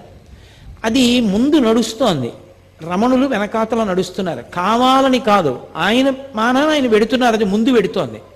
అది ఒక 2 రాళ్ల మధ్యలోకి వెళ్ళింది. వెళ్ళి కొంచెం ఇరుకున పడినట్టు అనిపించింది దానికి. ఆయన వెనకనే నడుస్తూ దగ్గరగా వచ్చారు. అదొక్కసారి తలెత్తి పడగ విప్పింది. ఆయన దాని కళ్ళల్లోకి అలా చూశారు. అది పడగ వాల్చేసి ఆయన పాదాల దగ్గరికి వచ్చింది. అది అప్పటి నుంచి రమణ మహర్షి శరీరం మీద ఎక్కి తిరిగే ప్రయత్నం చేస్తుండేది. అది ఆయన కాళ్ళు పట్టుకొని కాళ్ళు ఎక్కాలని చూసేది. ఏది? ఒక భయంకరమైన సర్పం. ఆయన దగ్గరకు వస్తే సమస్త ప్రాణులు శాంతి పొందేవి. ఆయన సోఫాలో కూర్చుని ఉండగా ఒక ఆయన 2 చిరుతపులి పిల్లల్ని తీసుకొచ్చాడు. అవి అకస్మాత్తుగా ఎగిరి సోఫా మీదకి ఎక్కితే 2 చిరుతపులి పిల్లలు ఏమవుతాయో అనుకున్నారు. ఆయన రెండిటిని దగ్గరికి తీసుకుని 2 చిరుతపులి పిల్లల మీద చేతులు వేశారు. అవి పిల్లి పిల్లల్లా కళ్ళు మూసుకుని ఆయన తొడ మీద తలలు పెట్టుకు పడుకున్నాయి. దాన్ని ఫోటోలు కూడా తీశారు కొంతమంది ఆ కాలంలో. అవి చాలా అలభ్యం, చాలా కష్టం మీద దొరుకుతాయంటారు. అలాగే కోతులలో తెగలు ఉంటాయి. ఒక తెగకి ఇంకొక తెగకి పడదు. 2 తెగలు దెబ్బలాడుకునేవి. దెబ్బలాడుకుని విపరీతంగా కొట్టుకునేవి. కోతికి కృతజ్ఞత ఎక్కువ. కోతి కృతజ్ఞత ప్రకటించదు. అది దాని లక్షణం. దాని లక్షణాల్లో ఒకటి కోతికి. అది 2 తెగలు దెబ్బలాడుకుని రమణులు విరూపాక్ష గుహ బయట ఉండగా వచ్చేవి. వచ్చి చెట్ల మీద కూర్చుని ఇటువైపు కొన్ని వేల కోతులు, అటు కొన్ని వేల కోతులు కూర్చుని కిచకిచలాడుతూ దీని రాజు దాని రాజు పరస్పరం చాడీలు చెప్పుకునేవి. ఇటు తిప్పి వినేవారు, ఇటు తిప్పి వినేవారు. ఆఖరికి మీరు ఇలా దెబ్బలాడుకోకూడదు, నీ తప్పే, క్షమార్పణ చెప్పు, వెళ్ళిపోండి అంటే అది కిచకిచలాడి వెళ్ళిపోయేవి. ఆయనకి ఎలా అర్థమయ్యేది? కోతి కిచకిచలాడితే ఆయనకి ఎలా తెలుసు అన్ని వేల కోతులు తీర్పుగా ఆయన దగ్గరికి ఎందుకు వస్తాయి? అంటే మనిషి యొక్క మనసులో ఉన్న భావాలు అర్థం చేసుకోవడానికి భాష ఏమో కానీ ఆ మనసు కూడా భావాన్ని ఏ ఆత్మ ప్రకాశం వల్ల పొందుతుందో ఆ ఆత్మగా నిలబడగలిగిన వాడికి ఎదుటి ఆత్మలోని భావనలు ఎందుకు తెలుసుకోలేడు? అందుకని ఆయనకి ఇంకా భాషతో సంబంధం ఉండేది కాదు. ఒకప్పుడు ఆయన ఆశ్రమంలో ఉన్నప్పుడు నేపాల్ దేశం నుంచి ఒక ఆ రాజుగారి యొక్క సామంతరాజు వచ్చాడు. వచ్చి నేను రమణ మహర్షితో మాట్లాడాలన్నాడు. నీకు తమిళం వచ్చా అన్నారు. తమిళం రాదు, గోర్ఖా భాష మాట్లాడతాడు ఆయన. గోర్ఖా భాష మహర్షికి రాదన్నారు. నేను మాట్లాడతానన్నాడు. రమణ మహర్షి వచ్చి సోఫాలో కూర్చున్నారు. ఈయన వెళ్ళి గోర్ఖా భాషలో ఏవేవేవో అడిగాడు. ఆయన కళ్ళల్లోకి అలా చూశారు ఒక 5 నిమిషాలు. మహానుభావ, చాలా సంతోషం, నాకు అంతా అర్థమైపోయింది, వెళ్ళిపోయాడు.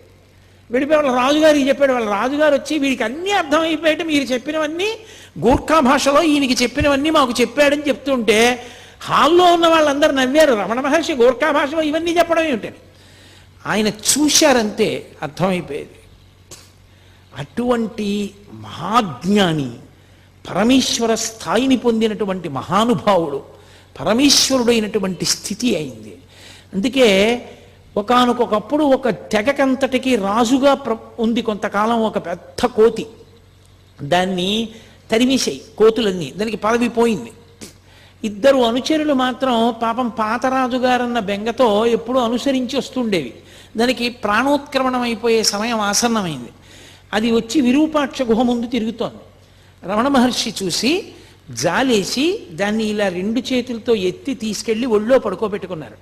దానికి మెడ వాలిపోయి పళ్ళు గిటకరిస్తుంటే దాన్ని ఇటు తొడమించి బరువుకిటు తిప్పుకుంటుంటే దాని పళ్ళు ఆయన శరీరం మీద గీరుకుని మచ్చలు పడ్డాయి. అది ఆయన తొడ మీదే ప్రాణం వదిలింది.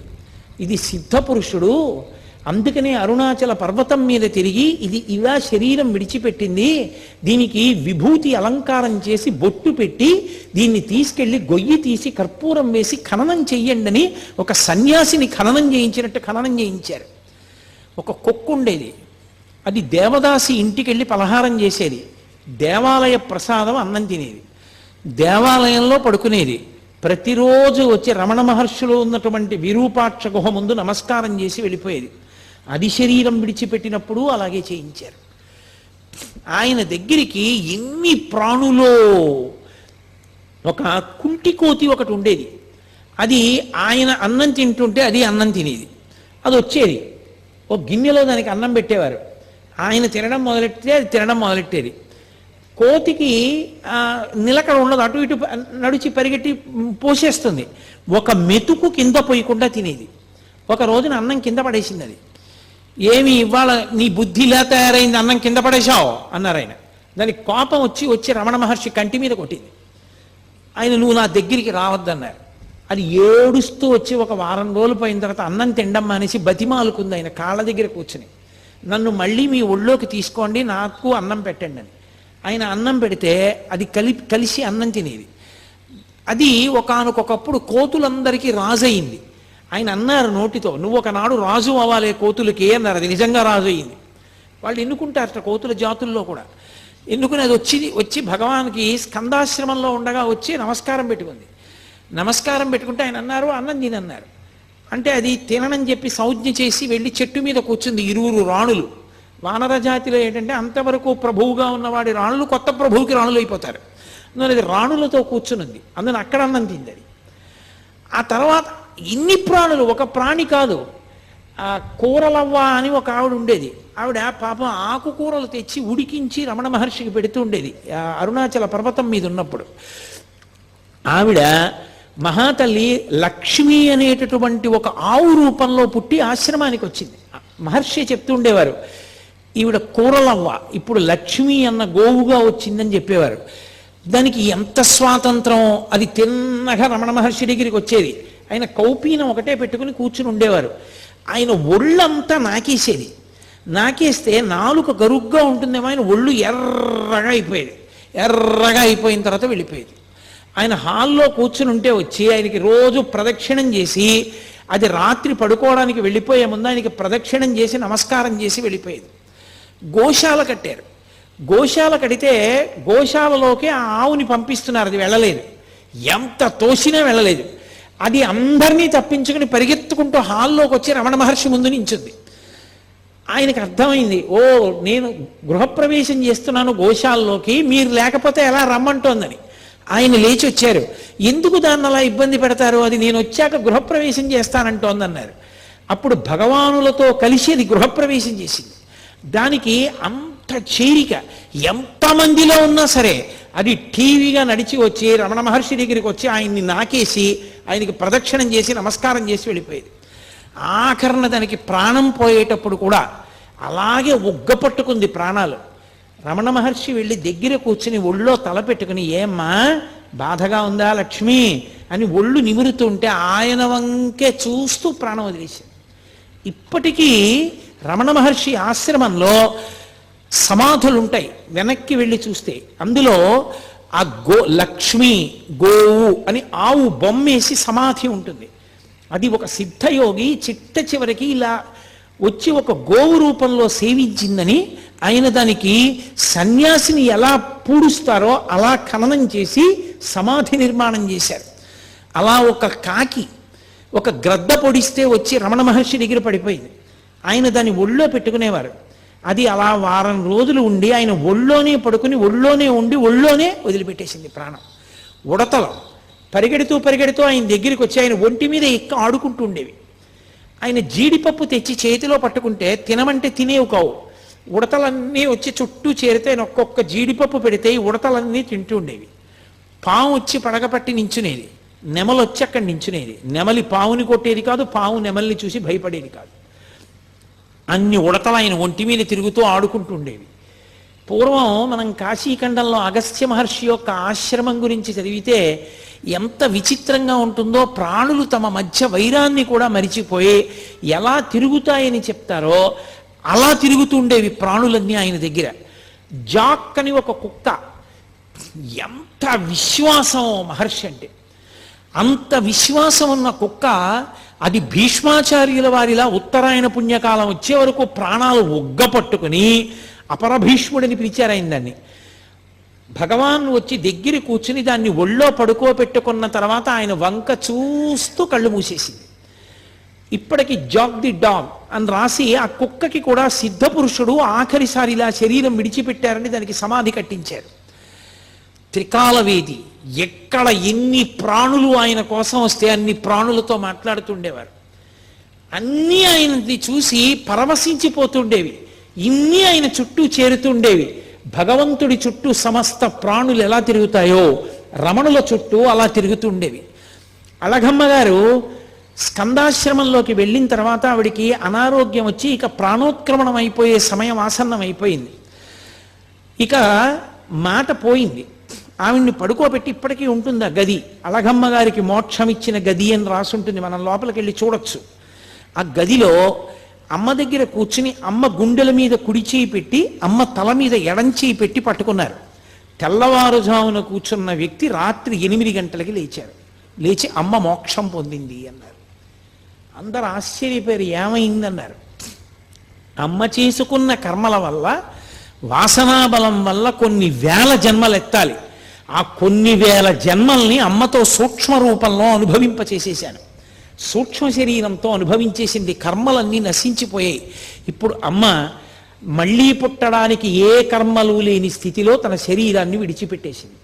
కాబట్టి అమ్మ సిద్ధి పొందింది. అందుకే అమ్మ చనిపోయిందంటే ఆయన ఒప్పుకునేవారు కాదు. సిద్ధి పొందింది. కాబట్టి ఒక సన్యాసి శరీరాన్ని ఎలా ఖననం చేస్తారో అలా ఖననం చేద్దామన్నారు.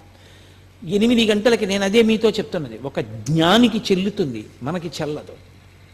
వెంటనే 8 గంటలకి ఆయన అమ్మగారి శవం దగ్గర నుంచి లేచొచ్చి కూర్చుని అన్నం తిన్నారు. ఆయనకి, జ్ఞానికి విధి నిషేధము ఉండవు. సామాన్య సాధకుడు అలా కాదు, అలా చేయడానికి వీలు లేదు. రమణ మహర్షి జీవితాన్ని చదివి రమణ మహర్షి యొక్క స్థితిని అర్థం చేసుకునే ప్రయత్నం చేయండి తప్ప రమణులు చేసినవి అనుకరించే ప్రయత్నం ఎప్పుడూ చేయకూడదు. అది ఏదో నాటకంలో పాత్ర వేసినట్టు ఉంటుంది తప్ప నిజ జీవితంలో ఎదగడం మాత్రం కాదు.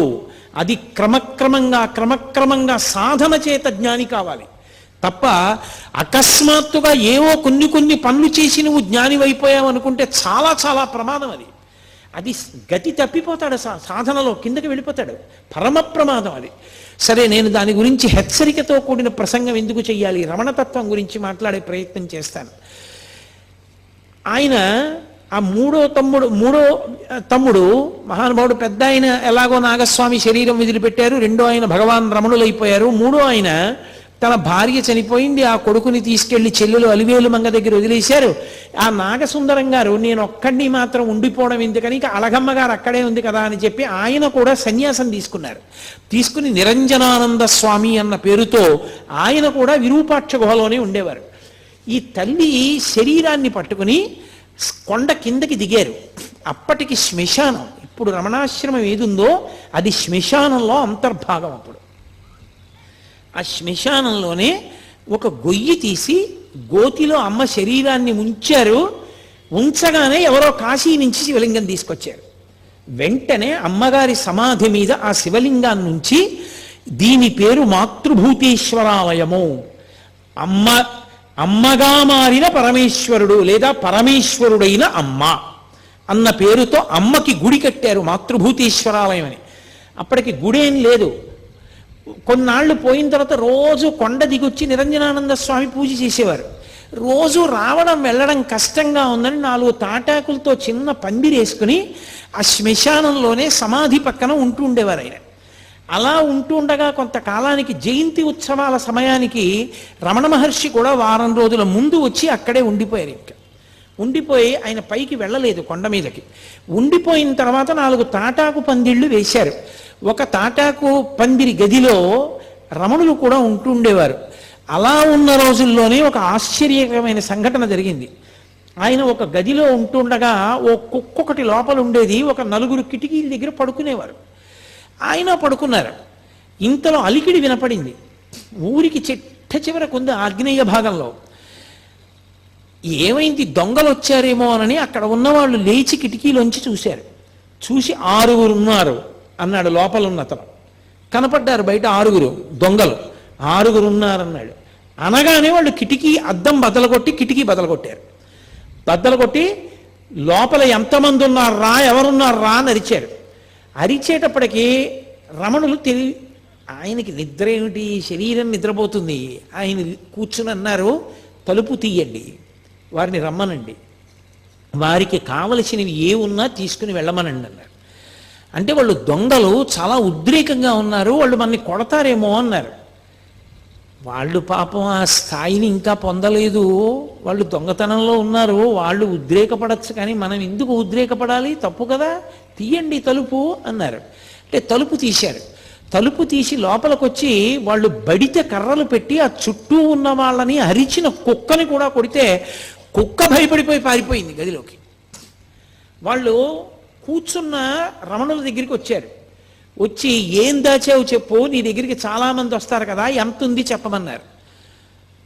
ఏమీ లేదు, ఉన్నవన్నీ అక్కడే ఉన్నాయి, మీకు కావలసినవి ఏ ఉన్నా మీరు పట్టుకెళ్ళవచ్చు అన్నారు. వాళ్ళు బడితి కర్ర తీసి ఆయన ఎడమ తొడ మీద కొట్టారు. బలంగా కొట్ట వెంటనే ఇలా తట్టు తేరిపోయింది. అంత దెబ్బ కొట్టే అబ్బా అని కూడా అనలేదు ఆయన. అలాగే కూర్చుని ఇక్కడ కూడా కొడతారా అని అడిగారు. అసలు బుద్ధి ఉందా వీడికి? అంత దెబ్బ కొడితే ఇక్కడ కొడతావా అని అడుగుతాడేమిటి అని ఆ శిష్యులు అందరినీ కొట్టారు. కొట్టిన తర్వాత వెతికారు. ఏదో 4 రూపాయలను యాపిల్ పండు కొద్దిగా బియ్యం అవి ఏవో దొరికాయి. అవే మూట కట్టుకుని వెళ్ళిపోయారు. వెళ్ళిపోతుంటే ఈయన్ని బయటికి పొమ్మన్నారు. అంటే వెళ్ళి ఉత్తర గృహంలో ఒక చిన్న తాటాకు పందిరి కింద కూర్చున్నారు. ఒక అతను చూశాడు, రామకృష్ణ అని అతను చూశాడు. ఇంత తట్టుంది ఆ తొడ మీద, ఇంత దెబ్బ కొడతారా అని ఇనప ఓచొకటి తీసుకుని ఇవాళ ఒకరినైనా చంపేస్తానని వెళ్తున్నాడు. రమణులు పట్టుకుని అన్నారు, అన్నం తింటున్నప్పుడు నాలుక పళ్ళ కింద పడుతుంది ఒక్కొక్కసారి. పళ్ళు నాలుకని కొరికాయని నాలుకది తప్పని నాలుక కోసుకుంటావా? నాలుక సరిగ్గా ఉన్న పళ్ళే కొరికాయని పళ్ళు పీక్కుంటావా? పళ్ళు నావే, నాలుక నావే. వాళ్ళు ఈశ్వరుడే, నేను ఈశ్వరుడే. ఇంత గొప్ప పూజ నాకెవరు చేస్తారు? ఎంత మంచి పూజ చేశారు. వాళ్ళు దొంగలు కాబట్టి పాపం వాళ్ళకి తగిన సంస్కారం లేదు. వాళ్ళు ప్రవర్తించినట్లుగా మనం ఎందుకు ప్రవర్తించడం? తప్పు, అలా చేయకూడదు, ఊరుకోండి అన్నారు. వాళ్ళు వెళ్ళిపోయారు. మరునాడు ఈ విషయం కర్ణాకర్ణిగా పోలీసులకి తెలిసి పోలీసులు వచ్చారు. కనీసం కొట్టారని దెబ్బ కానీ ఏమీ చూపించలేదు మహర్షి. కానీ దొంగలు పట్టుబడ్డారు, వాళ్ళని జైల్లో పెట్టారు. తర్వాత నేను మీతో ఎందుకు మనవి చేస్తున్నానంటే, నిద్దట్లో దొంగలు వచ్చారు, కర్రలు పెట్టి కొడుతున్నారు అంటే ఎవరైనా ఎంత ప్రతిస్పందించాలి? అప్పుడు కూడా ఆయనది ఉదాసీనమే, అదే స్థాయి, అంతే ప్రేమ.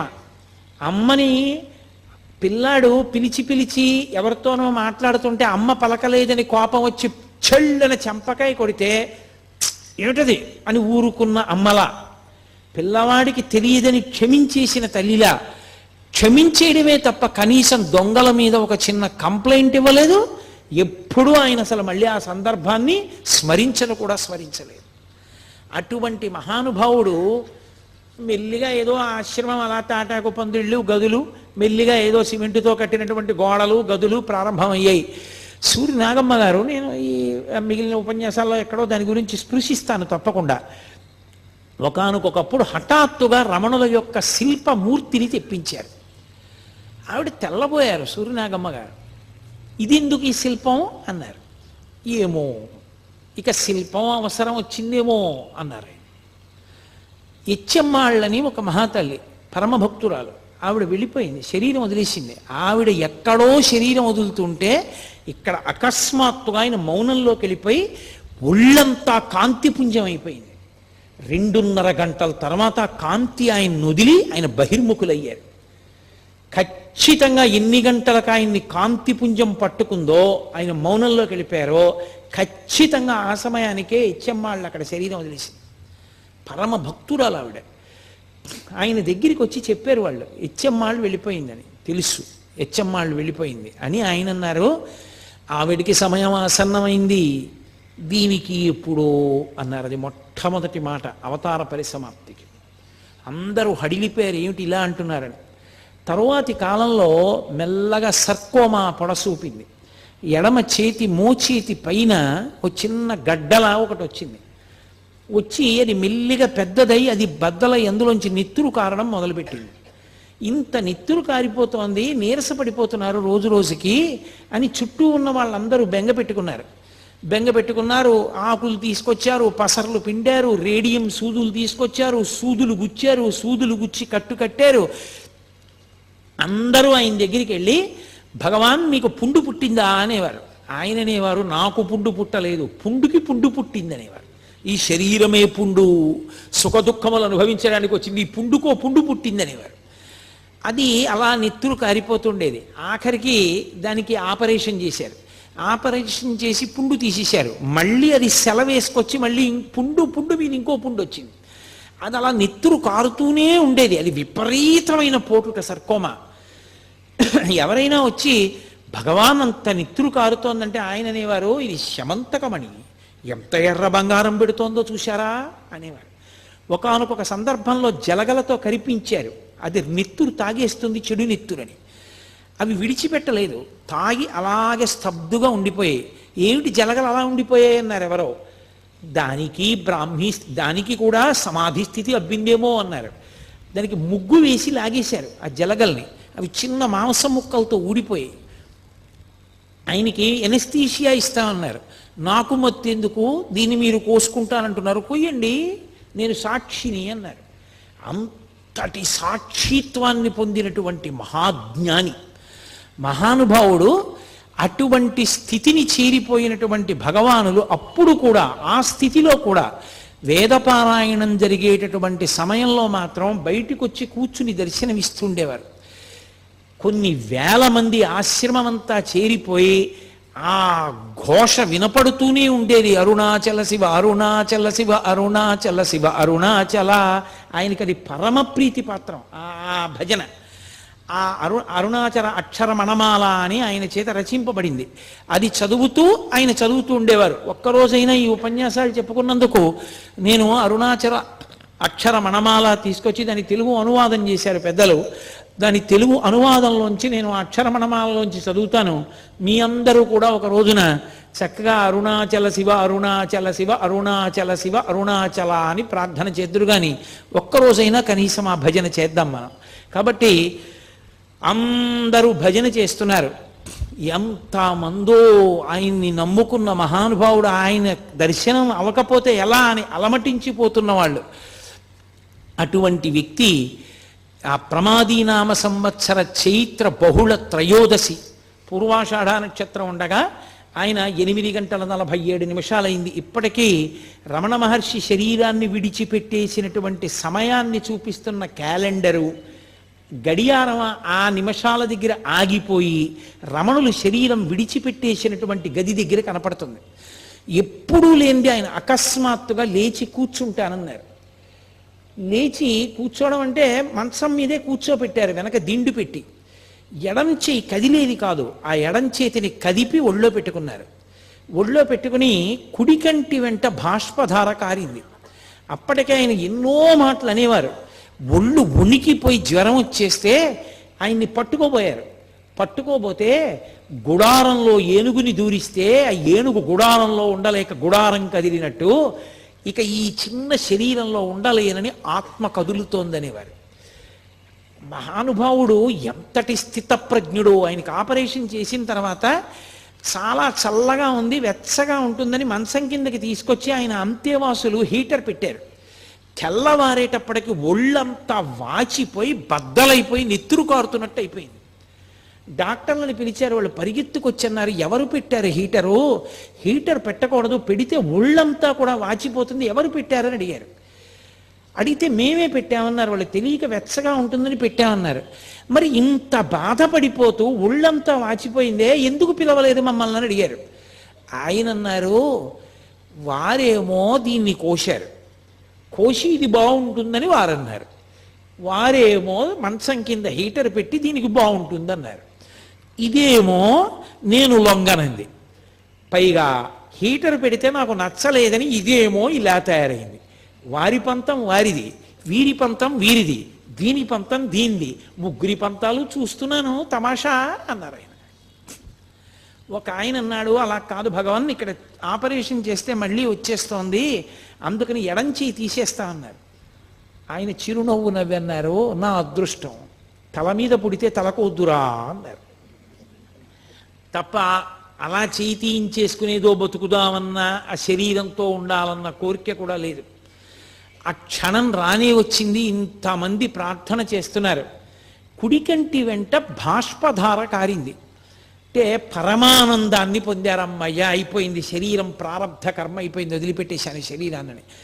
కొన్ని వేల మంది చూస్తూ ఉండగా ఆ అరుణాచల క్షేత్రంలో ఆ ఊళ్ళో వాళ్ళు కూడా చూస్తుండగా ఆయనలోంచి ఒక జ్యోతి బయటికి వెళ్ళి నిలబడింది రమణాశ్రమంలో పైన.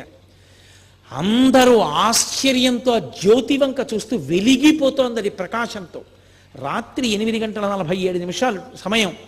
అందరూ ఆ జ్యోతి వంక చూసి భగవాన్ రమణ అరుణాచల శివ, అరుణాచల శివ అని అరుస్తున్నారు. ఆ జ్యోతి క్రమక్రమంగా పైకెక్కుతూ అరుణాచల పర్వతానికి ప్రదక్షిణం చేస్తూ ఈశాన్య దిక్కుగా వెళ్ళి ఆ కొండలోకి కలిసిపోయింది. అంతే, అక్కడతో భగవాన్ రమణుల యొక్క శరీరం విడిచిపెట్టేశారు. విభూతి రాశారు, చందనం అలదారు, ఇంత అభిషేకము చేశారు. అమ్మగారికి కట్టినటువంటి మాతృభూతేశ్వరాలయం పక్కనే పెద్ద గుంత తవ్వి కర్పూరాదులు వేసి ఆయన శరీరాన్ని అందులో పెట్టి మట్టి కప్పి ఆ పైన శివలింగాన్ని ఉంచారు.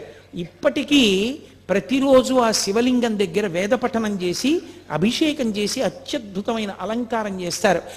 ఎందరో దేశ విదేశాల నుంచి వచ్చిన వాళ్ళు అక్కడే కూర్చుని ఉపదేశసారము మొదలైనవి చదువుకుని ఆ రమణ మహర్షి ఉన్న ప్రాంతానికి ఆ సమాధి, ఆయన ఉన్న అధిష్టానం, శివలింగం ఉంటే అధిష్టానం అంటారు, దానికి ప్రదక్షిణం చేస్తూ ఉంటారు. ఆ పక్కనే ఒక బావి ఉంటుంది, దాన్ని రమణ బావి అంటారు. రమణ మహర్షి తల్లిగారు అళగమ్మ గారి శరీరం విడిచిపెట్టినప్పుడు సమాధి కట్టిన రోజుల్లో అక్కడ కావలసినంత నీరు దొరకకపోతే ఎక్కడికో పాలితీర్థానికి వెళ్ళి నీళ్లు పట్టుకొస్తూ ఉండేవారు. శవానికి నీళ్లు పోసినప్పుడు కూడా ఆ నీళ్లు అంత దూరం వెళ్ళి తెస్తున్నారని రమణ మహర్షి ఒక చోట కూర్చుని చేత్తో ఇలా అన్నారు. ఇలా అన్నారు కదా, భగవానులని తవ్వారు. తవ్వితే అక్కడ జలపడింది. ఇప్పటికీ ఇది తిరువణ్ణామలై అంతా ఎండిపోతుంది, కానీ ఆ నూతిలో నీళ్లు మాత్రం ఎప్పుడూ ఎండవు. దాన్ని రమణబావి అని పిలుస్తారు.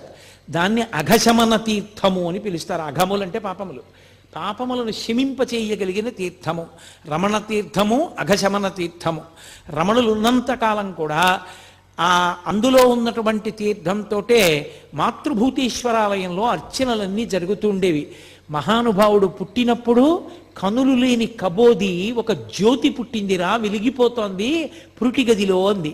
మీతో మనవి చేశాను నేను మొదటి రోజున. ఆయన ఆఖరణ శరీరం విడిచిపెట్టినప్పుడు కొన్ని లక్షల మంది ప్రత్యక్షంగా జ్యోతి పైకెక్కి అరుణాచల పర్వతంలో, అరుణాచల శిఖరంలో కలిసిపోవడాన్ని చూశారు. అలా చూసిన వాళ్ళల్లో నాకు చాలా చాలా గొప్పగా నేను చెప్పుకోగలిగింది, నా జీవితంలో సంతోషకరమైన విషయం ఏమిటంటే, నా కూతుర్ని ఏ ఇంటికి ఇచ్చి పెళ్లి చేశానో, నా కూతుర్ని ఏ ఇంటికి ఇచ్చి పెళ్లి చేశానో ఆ నా వియ్యపురాలిని కన్న తండ్రి గారు కూడా అరుణాచలంలో రమణ మహర్షి యొక్క జ్యోతి వెళ్ళిపోతుండగా చూశాడు.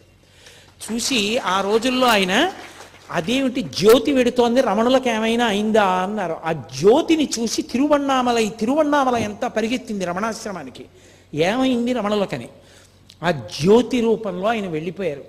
జ్యోతిగా పుట్టి జ్యోతిగా వెళ్ళిపోయారు. జ్యోతి స్వరూపుడైన సుబ్రహ్మణ్యుడిగా, సుబ్రహ్మణ్యావతారంగా, సద్గురువుగా, మహాజ్ఞానిగా, గొప్ప వైరాగ్య చక్రవర్తిగా, బ్రహ్మవిద్బ్రహ్మైవ భవతి అనేటటువంటి మాటకి నిర్వచనంగా బ్రహ్మమును తెలుసుకున్న బ్రహ్మమై ఈ ప్రపంచంలో నడయాడి చిట్ట చివర శరీరాన్ని విడిచిపెట్టి ఇప్పటికీ అంతటా నిండి నిబిడీకృతమైన ఆత్మస్వరూపమై ఎవరు ఆయనకి నమస్కారం చేస్తారో, ఎవరు ఆయనకి అర్చన చేస్తారో, ఎవరు ఆయన మీద భక్తితో ఉంటారో వారందరికీ దర్శనమిస్తూ వారందరినీ కూడా జీవితంలో భగవంతుడి వైపుకి అడుగులు వేయించేటటువంటి గొప్ప గురుస్వరూపం, ఈశ్వర స్వరూపం భగవాన్ రమణులు. ఇవాళ మీకు భగవాన్ రమణుల యొక్క విశేషంలో ఇవాళ ఆయన జీవితం సిద్ధి పొందిన ఘట్టం వరకు చెప్పడం జరిగింది. రేపటి రోజున కావ్యకంఠ గణపతి ముని, భగవాన్ రమణులు, వాళ్ళిద్దరి జీవితాల యొక్క అద్భుత యొక్క విశేషాలు, అసలు నిజంగా కావ్యకంఠ గణపతి ముని యొక్క విద్వత్తు, రమణుల యొక్క వైభవం, ఇద్దరూ కలిసి చేసిన అద్భుతమైన పనులు అసలు వినడానికి చదవడానికే తెల్లబోయేటట్టుగా ఉంటాయి. ఆ విశేషాల్ని రేపటి రోజున 6:30 ప్రారంభం చేసి భగవానులు పలికించినంత మేర పలుకుతాను. మంగళాశాసనపరై మదాచార్య పురోగమై సర్వైశ్చ పూర్వైరాచార్యై సత్కృతాయాస్తు మంగళం. మంగళం కోసలేంద్రాయ మహనీయ గుణాత్మనే చక్రవర్తి తనూజాయ సర్వభౌమాయ మంగళం. ఉమాకాంతాయ కాంతాయ కామితార్థప్రదాయినే శ్రీగిరీశాయ దేవాయ మలినాథాయ మంగళం. కరచరణకృతం వా కర్మవాక్కాయజం వా శ్రవణనైనజం వా మానసం వాపరాధం విహితం వా సర్వమేత్తక్షమస్వా శివ శివ కరుణాబ్ధే శ్రీ మహాదేవ శంభో. సర్వం శ్రీ ఉమామహేశ్వర పరబ్రహ్మార్పణమస్తు. స్వస్తి.